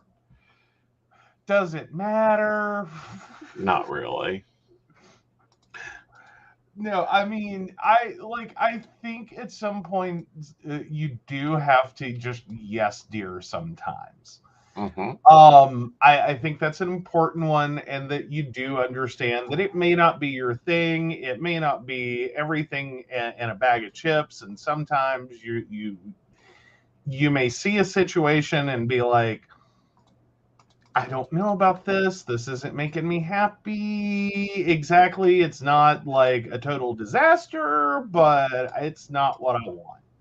Right. Like, I don't want to go to that restaurant. I don't want to go to that play. I don't want to go to that movie.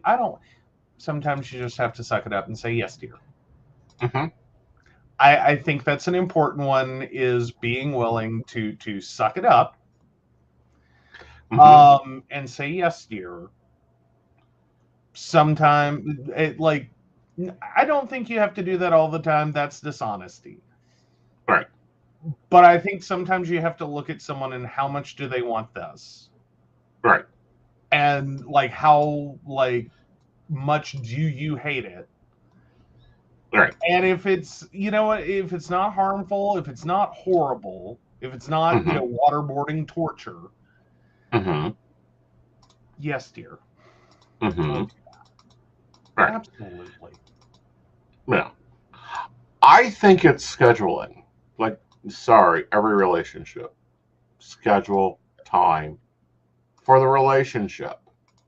It's not a to-do item, it's scheduling item. And then also, taking advantage. This morning I woke up at 8:30 in the morning. Yeah. Well, Brenda says and no went to joke, breakfast. as you wish.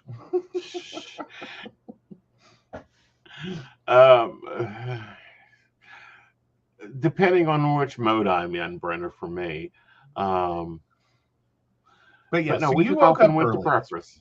Yeah, I woke up early, and I'm like, I don't want to upset the algorithm. I don't have a meeting till 1.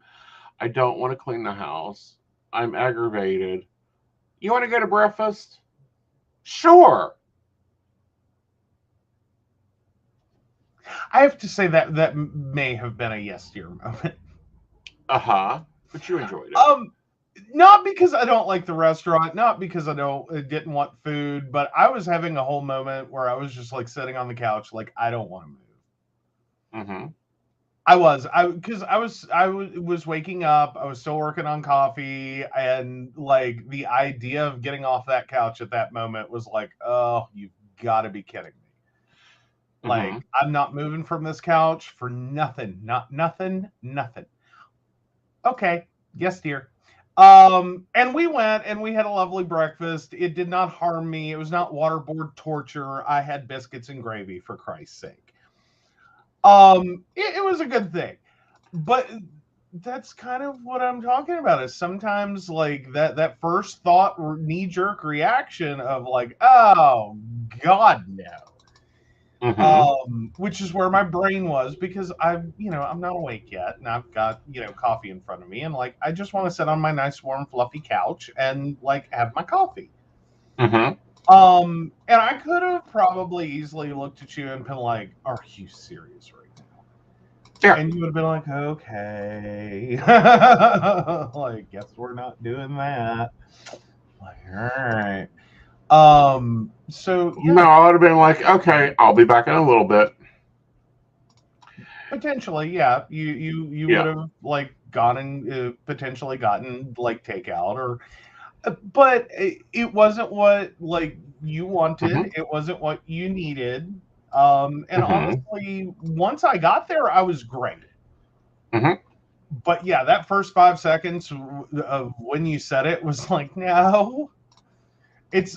It hit me about the same as like people talk about, when you have to first get out of bed on a cold winter morning. And you're gonna throw back the nice warm fluffy covers that you are so snug in, and that cold air rush is gonna hit you. Your feet are gonna hit that ice cold floor. And everyone's like, I don't want to do that. But then you do it because you've got to, or you need to, or it's important to. And once you do it, you're fine. It's just like that initial, could I not? Right. Okay. Right. Right. But, one, scheduling time for the relationship, but also taking opportunities for the relationship. The other is realizing that they are your addition, your purse. They aren't required. You can get up and go and buy your own car. They're not required. Yeah, I think avoiding codependency. If you want a giant, don't be codependent. Right.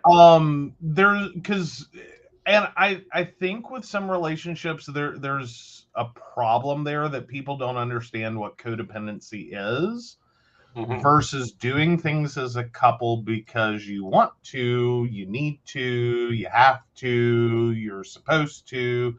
You know what I mean? That sometimes codependency gets mistaken for being, a perfect couple. And it's like, oh no, codependency is not a perfect couple. That's a quick way to end up single. Right. So you have to kind of balance that. We do stuff together as a couple, and we are so codependent we don't allow each other to do anything independently. Right. Like we have to decide everything. Right. And then also accepting. Or, some people call it grace. Yeah, I use the word grace. Yeah. You got to have it that, like, no, Joe is never going to independently go out and, redo the flower beds. Nope, never going to happen. Not his thing. Nope. I don't think he cares what the front yard looks like as long as he can get to the house. Well, that's not exactly true. It's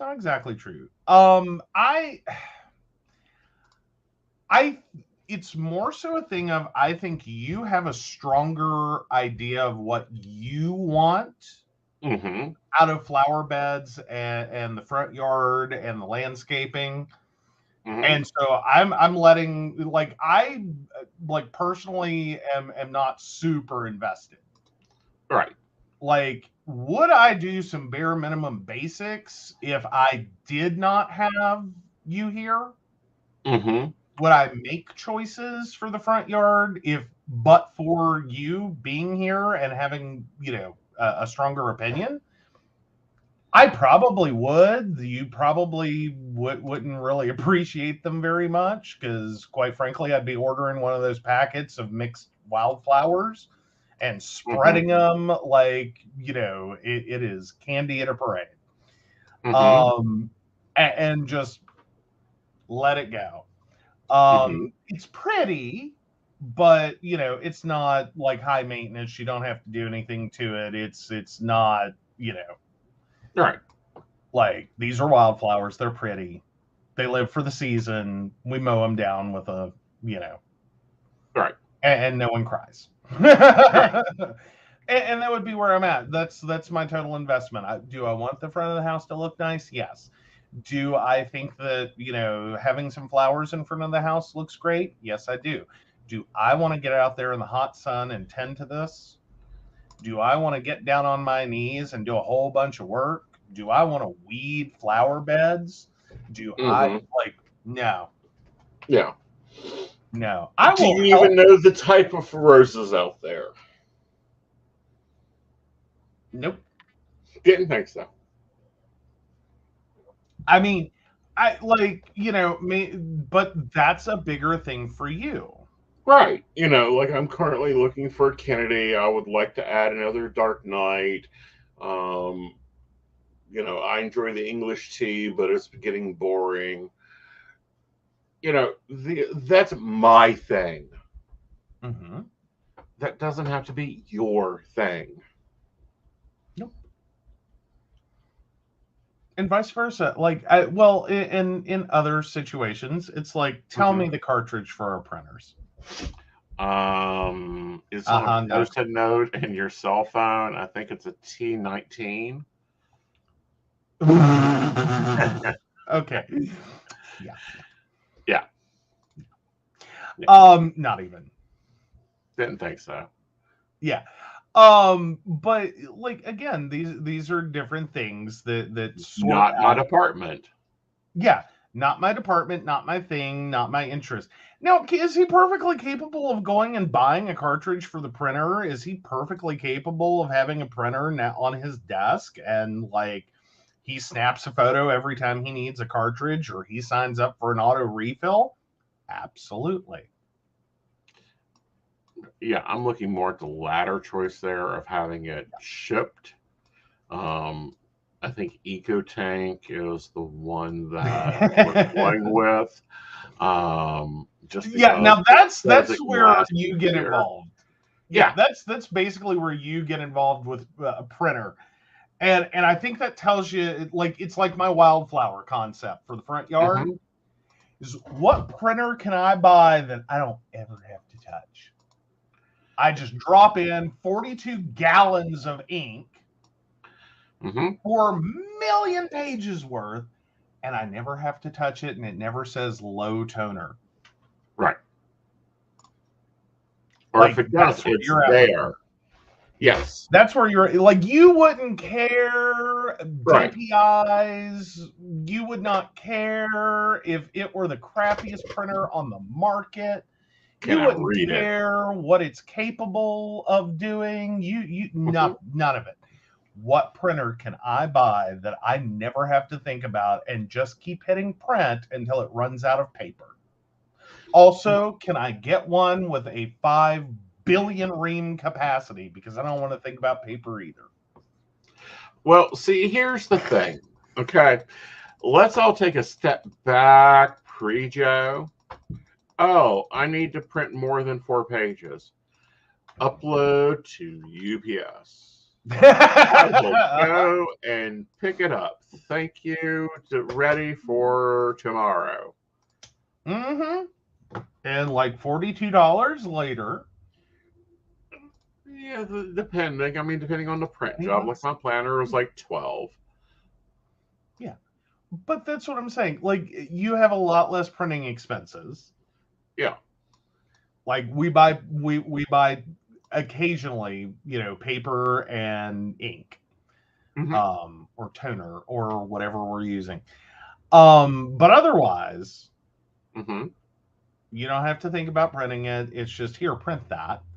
Right. And you don't have to deal with, does it need to be cut down? Does it need to be on two sides? Does it need, like, what does it need? Right. It's like, you figure it out. You know. Yeah. So again, I like, that's one of those things, like, you got to figure out what your departments are. Right. Like, and is it important to you? Right. Like, I have no problem printing, I'm fine with that. I will sit here and run the printer. But it becomes one of those things, like, are the flower beds important to me? No. Right. No. They're important to him, and he likes them, and he has fun with them, and he occasionally needs a little help with them, and we do that. Yeah. And occasionally, I'm in here printing going, here, hold this for a second. Right.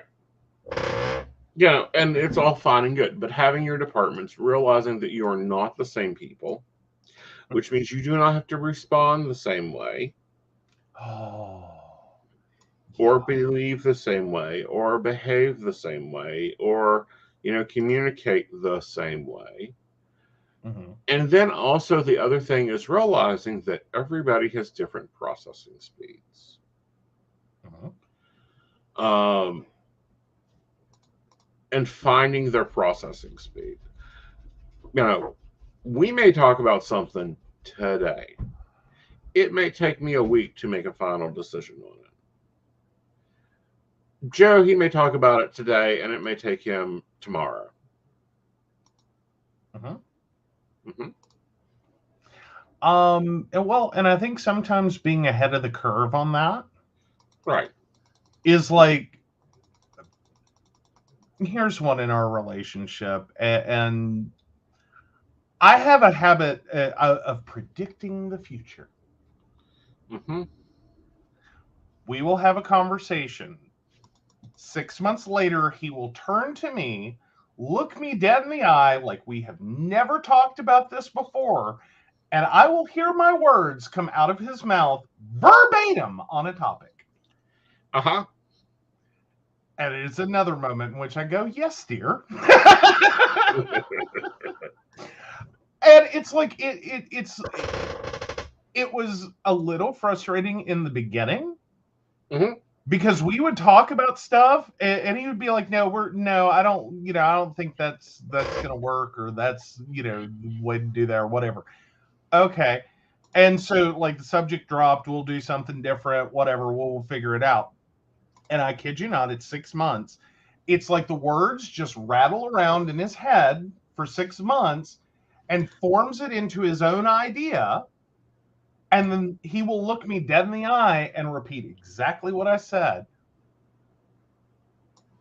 And it was the weirdest thing in the beginning. It was so weird. Mm-hmm. Because it's like, I swear to God, we had this conversation. He said no. Mm-hmm. And now he's looking me dead in the eye, telling me exactly what I said, like he has to convince me. And it's like, okay, that sounds like a great idea. Mm-hmm. So sometimes recognizing that's how the conversation's going to work, will save a lot of frustration. Right.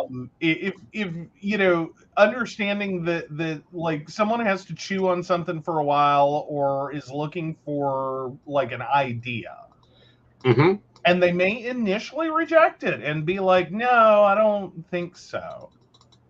Right. That no, like, this is one of those few moments, and I will say these words here. No doesn't always mean no. Sometimes no means maybe later. Right. Now, that is not like, go play with consent. Right. Yes, no, and maybe. That's no, that's not what we're No. talking about. Right. Don't apply it there. I'm talking about sometimes when you're making decisions as a couple about stuff you're going to do or things that you're thinking about or whatever, is sometimes you have to realize that no doesn't mean no forever. Right. Sometimes it means let me chew on that and let it bounce around my brain, and then I will show back up with it. Right. And then the other thing is, that people don't get, I think, with long-term relationships is space. Space to be yourself, space to have your things, space to shut your mouth. Yeah. Well, and learning how people argue. Mm-hmm. Or how they don't. Mm-hmm. Those are two very important sides of the same coin. Mm-hmm. Like some people will want to get in there the minute there is an argument and we're going to have a slugfest. Mm-hmm. And some people will want to be like, I need to step away from this. Mm-hmm. Because I don't want to say things that I will have to try to apologize and make up for later. Mm-hmm. Like, I need to calm down, Mm-hmm. run that back through my head, Mm-hmm. rip out all the parts that triggered me, Mm-hmm. throw those off to the side, and then look at what you actually said. Mm-hmm. Without the emotion, and okay, let me talk to that. Right. But some people just want to fight it out. Some people are like, no. And typically those people get into a relationship together. Mm-hmm. Like one from each camp. It's never, I've rarely seen couples that have the exact same line of fighting. Mm-hmm. Because typically what happens with that is that the couples that are like, let's go into the slugfest, Mm-hmm. and they don't stay together long because it becomes a slugfest over everything. Right. And the couples that are like, let me walk away and think about that, Mm-hmm. never talk about anything ever. Mm-hmm. How do I fight? You want to get in for the slugfest. Mm-hmm. I'm the one that's like, nope. No, there's a lot of emotionally charged words in that, and right now I'm about to respond emotionally, not like to what you said. So let me step away, rip the emotion out, rerun the conversation through my head a couple of times, and then we can actually talk about the thing. Mm-hmm. Yeah, but I also lump. Like, it's not just one thing. It is boom, boom, boom, boom, boom, boom, boom, boom, boom. Here's the dossier. Tell me I'm wrong.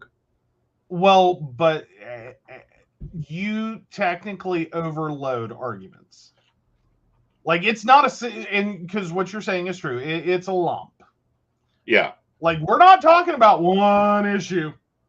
We're going to talk about like 30 issues in that one moment. Mm-hmm. Oh, we are wearing, I think, near matching shirts. This is what happens when you shop together. Or one does the shopping for you. And just buy it in 2 sizes. Yeah. Oh, I like that. Let's buy 2 of them in different sizes. Yes. This is what happens. Yes. We don't mean to dress alike, but it happens. Well, But yeah, no. Yeah, no, sometimes you have to also recognize, like, okay, what are we really talking about? Mm-hmm. And which one of those, for me, sometimes I have to pick which one's the most important, or which 3 are the most important. Mm-hmm. And it's like, let's work on those. Mm-hmm. Like, I can't handle 30 things that we have a problem with at one time. I don't think any couple can. I think if you show up to your partner with a 30-item list of things that are, problems, pick 3 at most. Like if this is like one huge, like if that list contains one huge massive problem, then you get 1. Like everything else is going to sit on a back burner for a minute. Right. If these are all like mid to minor, then you can pick 3. Like you can reasonably expect to pick 3. Like Right. what's your top 3 of these? And the rest are going to have to go live on a back burner for right now. Let's fix these and get that rolling. And then, okay, we can review that list again and pick 3 more. Right. Or if it's a list of majors, you get 1. And we're going to work through that. And then we go back to the list and we're going to pick another one till we get to the minors and can pick 3. That is probably one of the biggest things that I've noticed in relationships. Are one, I think we all do it. We bottle shit up. You just sit there and you deal with it and you deal with it and you deal with it. And then one day, here's the list. And I think we because it has bothered us for so long, and because it has finally hit the straw that broke the camel's back moment, we somehow expect superhuman repair. That like none of these things were ever brought up before now, but in this one instant, you want to snap your fingers and have all this fixed. That's not reasonable. Pick 3. What's your top 3? What are the 3 things in this moment that I can do or start working on that would bring you the most relief? And not expect like a superhuman 30-item cleanup. What's your top 3? Right. Well, but at least I give warning shots. Okay.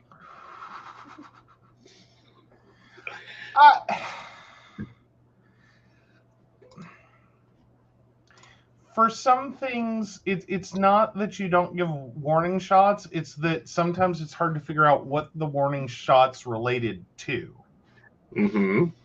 Like, because they're not always in the same room together. So it's like, you're annoyed about something.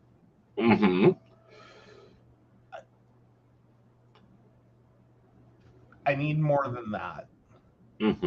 I know. But typically sometimes you have to recognize that you've got to go sluice that out. Like, warning shots are being fired. I don't know what they're over.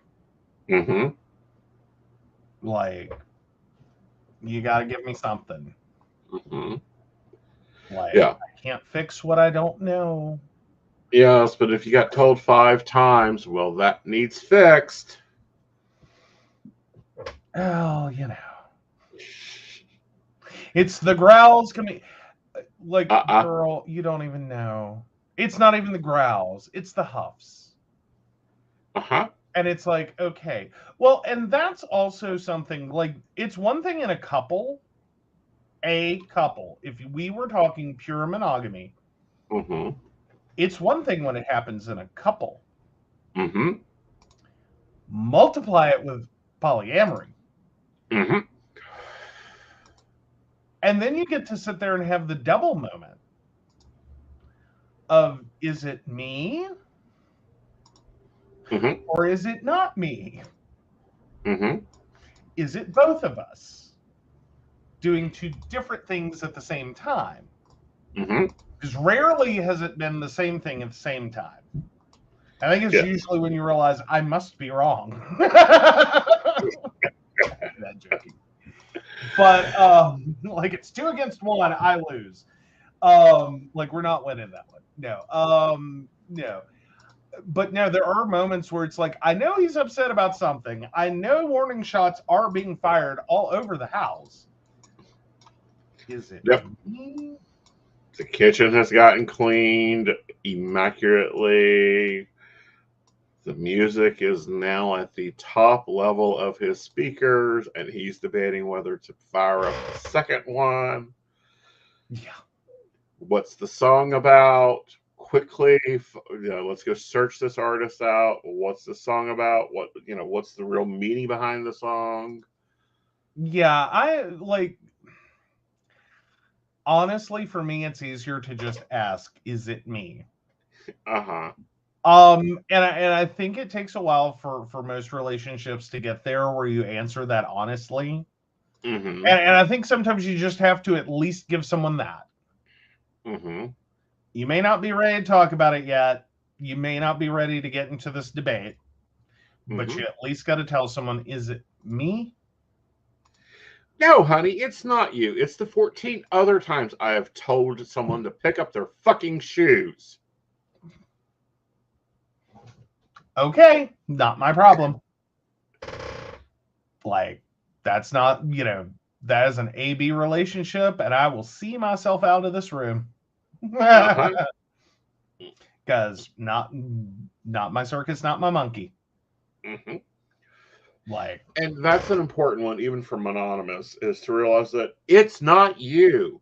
While you are an addition to their world, they have bosses and platforms and managers and, pains in the asses and checking accounts and people that want to call at 9 in the morning to remind them of an appointment that is 3 weeks away. And while the system is doing that, who the fuck knows, but it woke them out of bed that day. mm-hmm.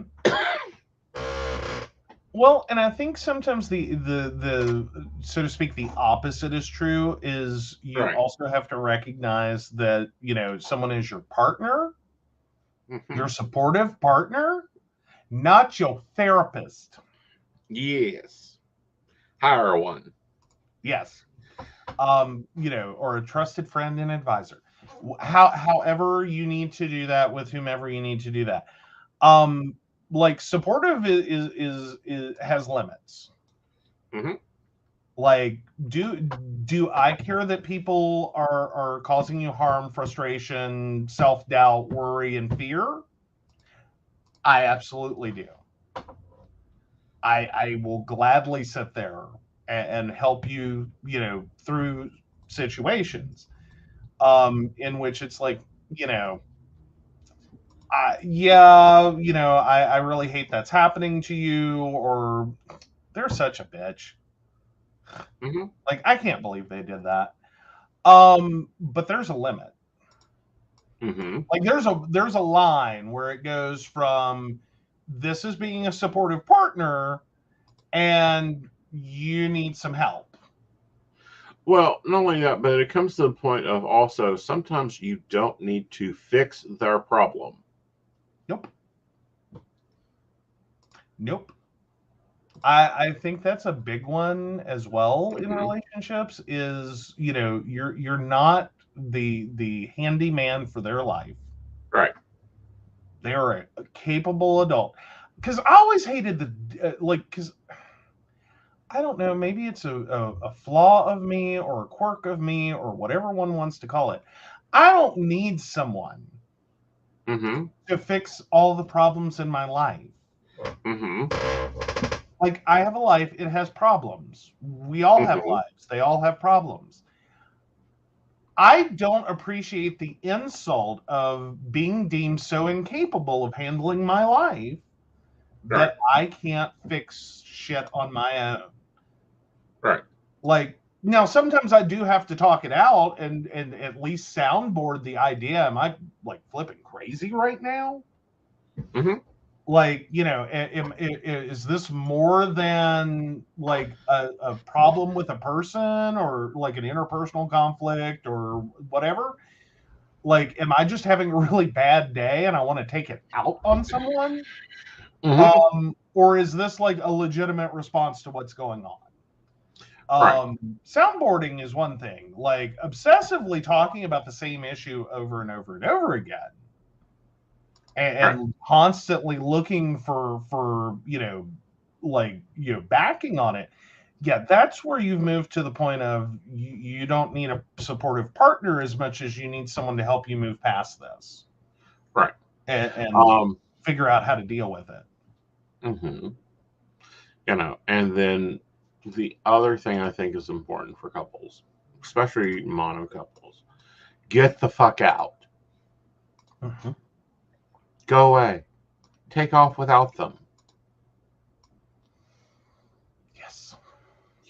I think that's true of any relationship. I don't care if you're partners or parent, child, siblings, whatever. You have to function and go do things on your own. Mm-hmm. But I don't. You tell one of a couple that worked together, they lived together, they ate lunch together, like they were one. When two became one, they took that literally. Yeah, well, that was going to be on my don't list. Is do not become the unit. Yeah. You are not like. It's a lovely sentiment, and I you really have to make sure you understand that when two become one. That is not literal. That is not. If you are indistinguishable from each other, or if you function as like literal halves of a whole, that's codependency. Yeah.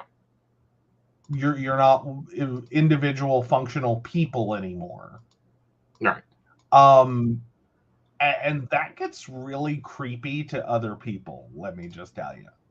Well, it does. Like it has a certain ick to it. Right. All right. So don't live. Well, My top yeah. Don't try to fix them.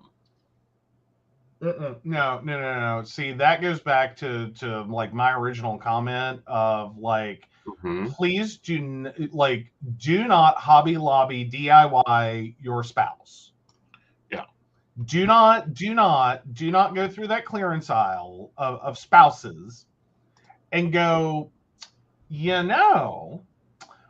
with the right accessories, some paint, some sandpaper, a couple of screws, blah, blah, blah, and just create a whole new thing out of this person. That doesn't work. Like, please stop thinking you can DIY your spouse. No. Because the only thing you're going to end up with is super glue on the top of the, where you don't want it. Promise you. It never works. You don't fix people.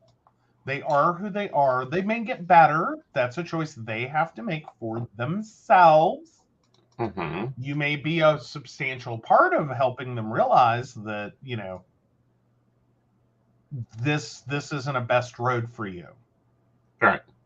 But you can't fix them. And more importantly, typically what happens when you try to fix them against their will is you watch that relationship crumble. Right. Like, the other thing is be very clear about what you want.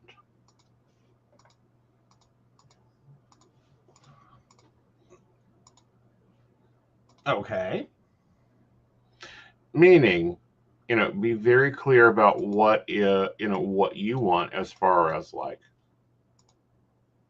if you have standards. Example, one of the things, and you guys will think this is so true for real. Okay. But one of the things is like, there's only one mayonnaise. Heaven forbid there be any other mayonnaise in this house because it's not mayonnaise. It's salad dressing. And even then, it's inappropriate. Right. Because he is a big fan of Duke's. There is no other mayonnaise. All other things claiming to be mayonnaise are lies. Right. At best, they're a salad dressing, and even then, they're a horrible choice. Right. So what do we buy? Duke's. Okay, I do not have a deeply held, sincerely held, deep religious belief about mayonnaise, so that worked out real well. Right. We didn't have to make, his and hers mayonnaise sides of the fridge, but I'm sure there are couples.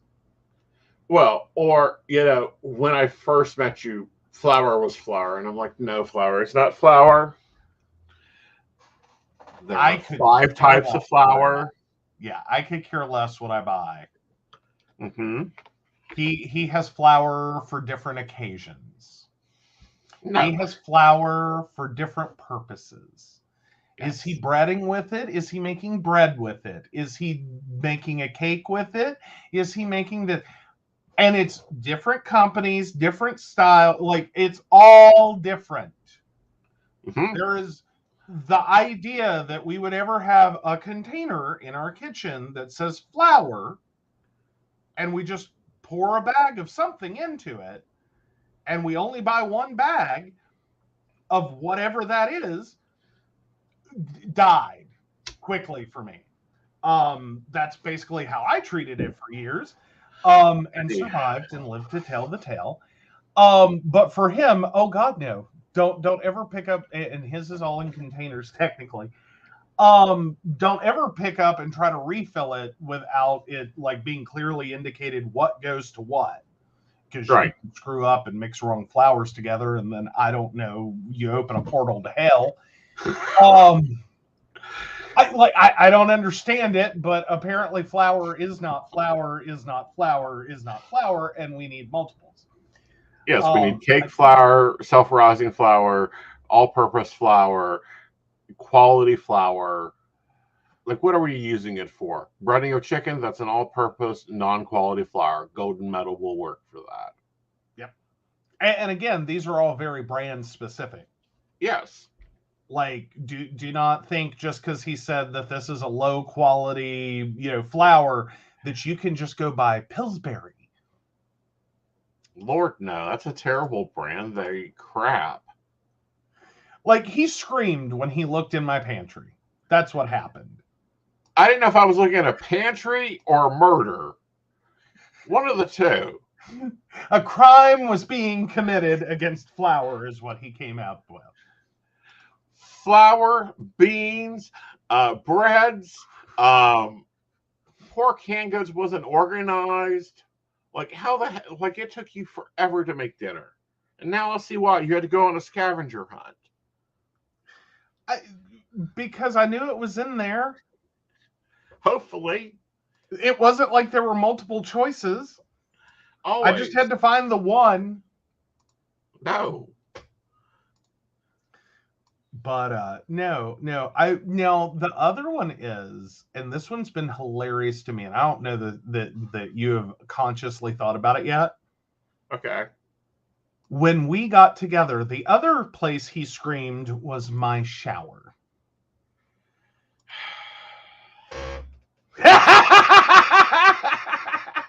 I won this one, you guys. I won. When we got together, the first time he showered in that bathroom, he screamed, opened the door, and went, "What the hell is this?"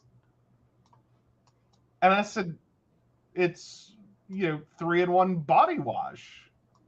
And he's like, "Yeah, but where's your shampoo and conditioner and your..." It's all in one bottle. Did you miss the 3-in-1? It does it all. No, it doesn't. Like, that's why we still have conditioner. And there became, at the house, 15 supplies in the bathroom. I didn't know what half of them did. Didn't care about what the other half did. Which one is the one I put on the washcloth? Because I was scared to death I was going to use something that was like $100 an ounce or some crap. So anyway, fast forward 6 years. We have compromised down to there is now 3-in-1 and a conditioner. And then a leave-in conditioner. And then there's hairspray. And there's also cleanser. I'm talking about specifically the shower. Right. We had to reduce it down because it became clear that if I left the toner in the shower, my husband was going to look like he had Botox on his tits. Like I am in there without glasses, and my vision is not built for this. Okay. Right. Like I need one product. Like if it's tiny, God help me. Right. Like I have problems surviving trips and the travel sizes. Okay. Like anything could go wrong. Right. Like if I don't preset that before I get in, that becomes his responsibility to hand me things. Yes. Because there's no hope. Right. Like I'm going to be showering with something I ought not shower with. Yes. Like toy cleaner.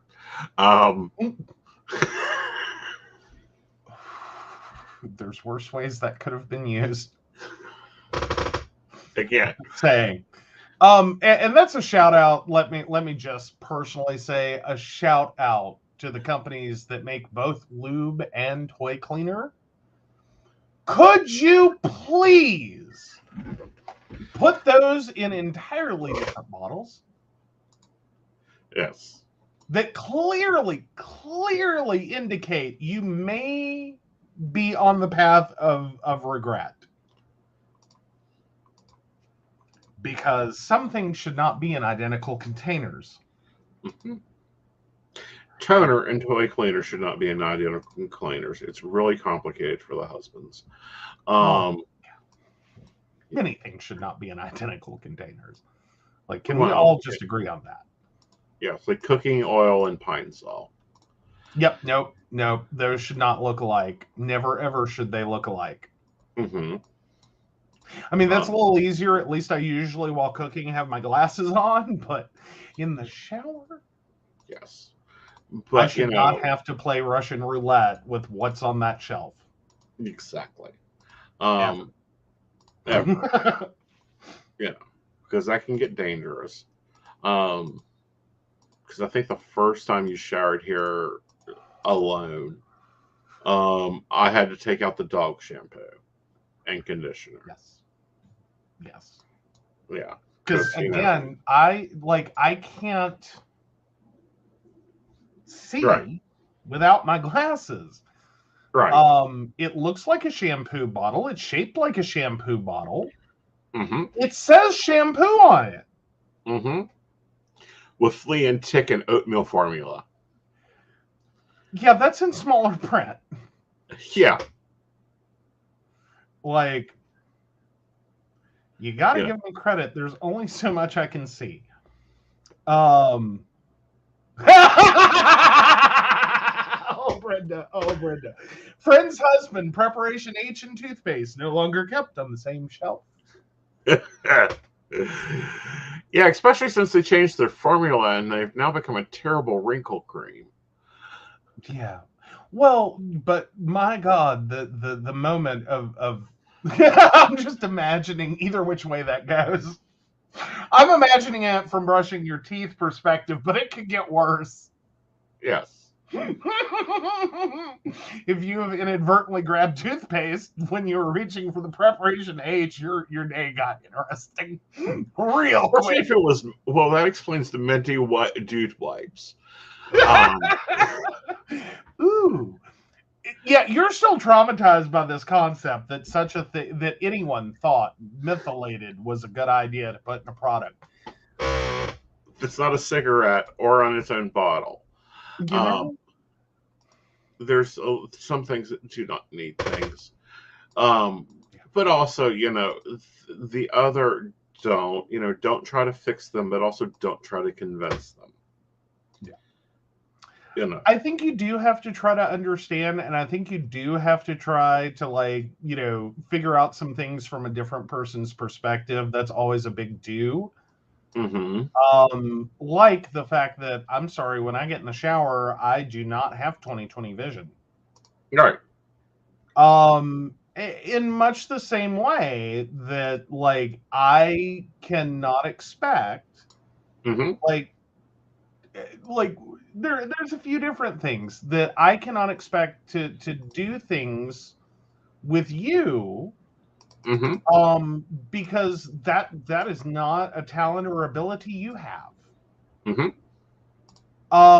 Any more than I can see in the shower without my glasses. Right. Like, I think Right. you have to be really open and prepared for that to occur. Right. And that may change over time. Right. Like,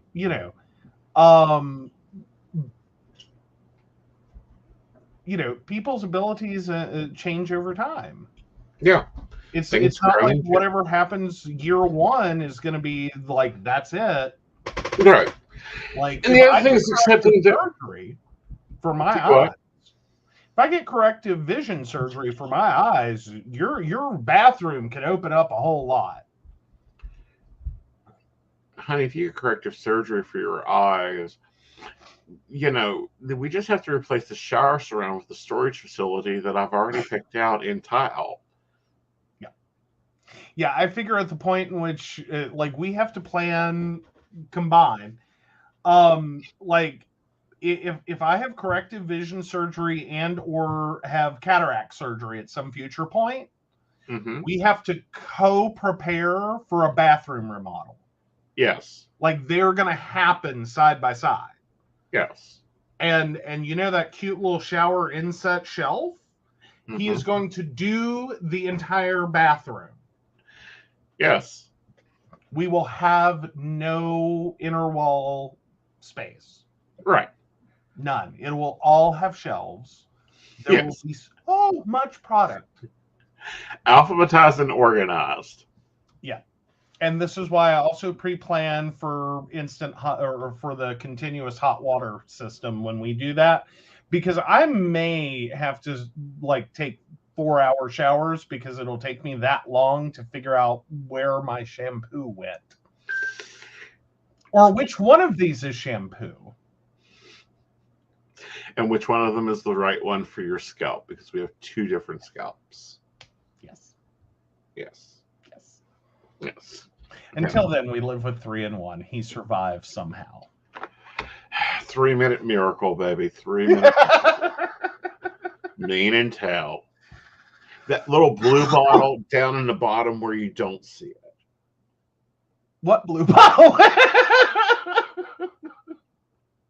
Seriously, guys, I'm not trying to, like, give me 1 second. I think I can jump up and grab it. Defense All right. object 1. Okay, these are going to be reversed, but these are my contact lenses. Uh-huh. Do y'all see the prescriptions here?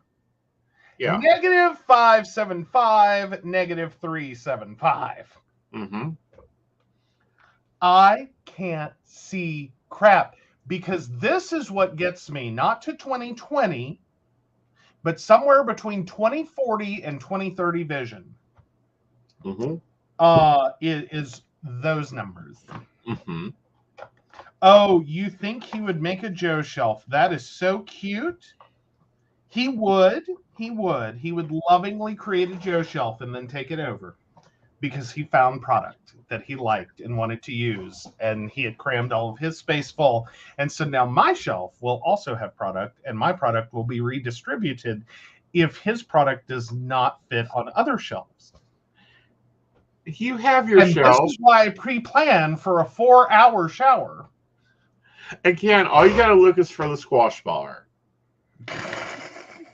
It's a black bar. I don't use bars. I prefer liquids. We have other liquids. There are many liquids there. Yeah, no, we're not going back to the squash bars, please. I know. Like, I'm done. I've tried. Finally. I failed. Finally. But alrighty. So yeah, no. But I do. I like, those are probably the biggest do's and don'ts, and they sound so pedestrian. Nope. I can think of another do. Oh, okay. Figure out them in the mornings. Whatever their morning is. Because I think I would kill somebody that woke up and said, "Good morning, sunshine."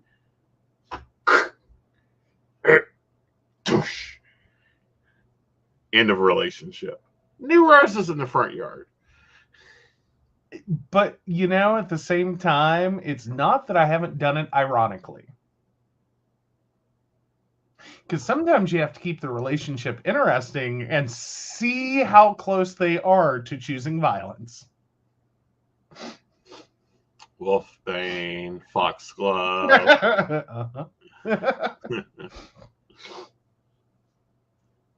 Like I do, I throw one in there every once in a while. Uh-huh. Yeah. Like he will roll out of bed, I will sound overly perky, and he will shoot me the dirtiest of dirty looks, like, what the hell is wrong with you? Mm-hmm. Like, what planet have you fell off of? Yes. Where's my coffee? Go away. Leave me to my morning routine. Mm-hmm. Mm-hmm. Which you may or may not exist through afterwards. Yes. But no, I like the do's and don'ts. Like, it's surprising how pedestrian some of them are. Right. You know what I mean? Like, they're not great sage wisdom handed down from a guru on a mountaintop of suddenly new and exciting idea for long-term relationships. Let me tell you, though, a lot of the people that you see that break up, this is where the breakup starts. Mm-hmm. It doesn't start with cheating. It does not start about lying. It doesn't start with, like, not paying the taxes. That's the horrible thing at the end. Mm-hmm. It starts with little tiny crap. Mm-hmm. And it festers. Right. And, like, people really think that I broke up with a dude because he couldn't make coffee. That was the beginning. Like, no one ever claims that one. Oh, please. I broke up with him because he couldn't make coffee. He literally was annoying. Granted, it was, he didn't have that much seniority. But anyway, wake up. Dude brings me water. I'm like, what the fuck is this?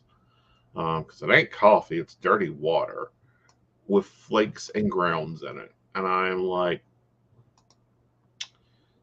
you've had coffee at my house for over 6 weeks. You learned what coffee looks like, how I take my coffee. You should know what I take in my coffee. And you bring me this. I don't know you. We will not survive. I don't feel like filling in the mine shaft any deeper than what it already is. Yeah, this isn't going to work. Mm-hmm. Yeah, he has a firm belief in grounds for divorce. Mm-hmm. May I also point out, Mm-hmm. he is the one with the giant grounds for divorce clause. Mm-hmm. Should I ever bring him coffee with grounds in it, it is grounds for divorce. Yes. And then one winter, while we were still a new couple, the power went out, and he brilliantly grabbed a pot, mm-hmm. plain, ordinary cooking pot, mm-hmm. and water, and coffee grounds, and boiled them on the gas stove. Mm-hmm. And he served this to me. Mm-hmm. And pre-warned you. Mm-hmm. Mm-hmm. This is army coffee. It's nasty as hell, but at least it'll make us so that we don't kill each other. Uh-huh. Mm-hmm. Yeah, it didn't coffee, okay? Even but like I by my standards, it did not coffee. So it was like, yeah, see, the way we're solving this is we're gonna go get in the car. Mm-hmm. It's like, that is cute, and I appreciate the effort. Mm-hmm. Now get in the car. We're finding coffee. Yes. We were leaving this house. We are driving until we find an area of town with power, and we will order coffee there. Yes. And so we drove all the way across Princeton, West Virginia, until we found the part of town with power. Mm-hmm. And we got coffee. I've never spent so much at a Sheets on coffee. Mhm. But we had coffee. Yes. And what do you mean? We've had much more expensive coffee at Sheets. If my memory serves, that was all we bought was coffee. Yes. Like, we didn't even buy breakfast. No, we got We coffee. just It wasn't got time coffee. for breakfast. Like, we bought a lot of it Yes. because we were like, this is probably going to be a multi-hour power outage. We're not driving back across town for this. Right. Because it takes at least a pot before I can put up with humans. Yes. Yes. But so no. I think for coffee, nothing else but coffee, only the coffee. That was the most we ever spent on coffee at Sheets. Because it was not coffee and donuts. It was not coffee and it was coffee, just coffee. It wasn't specialty coffee. It was not, it was coffee. Yes. Well, somewhat coffee. Anyhow. It was. Yes. And I didn't have to chew it. Well, things are as they are. It worked out. It was good. Yeah, it was a good thing. All right, so let's end the poll. Yes. Yay. No, you are not the asshole. Woohoo! So, with that, we guys will see you later. And of course, we want to thank Beverly Walker, Mika G, Kathy, Mary Winfield, Brenda, Shannon C, Shannon D, Lady Gwendolyn, Charles Shaw, Tracy Van, Caitlin Bell, and Devin. If you'd like to learn more about us, the show, or how you too can become a Patreon supporter and receive all the wonderful benefits our baristas receive, please visit us at pcspnetwork.com. Yes. All right, guys. I should be back Thursday. If not, Joe will be standing in for me. I am having some dental work done. We'll hopefully see how that goes. And we will see you later. Bye, y'all. Bye.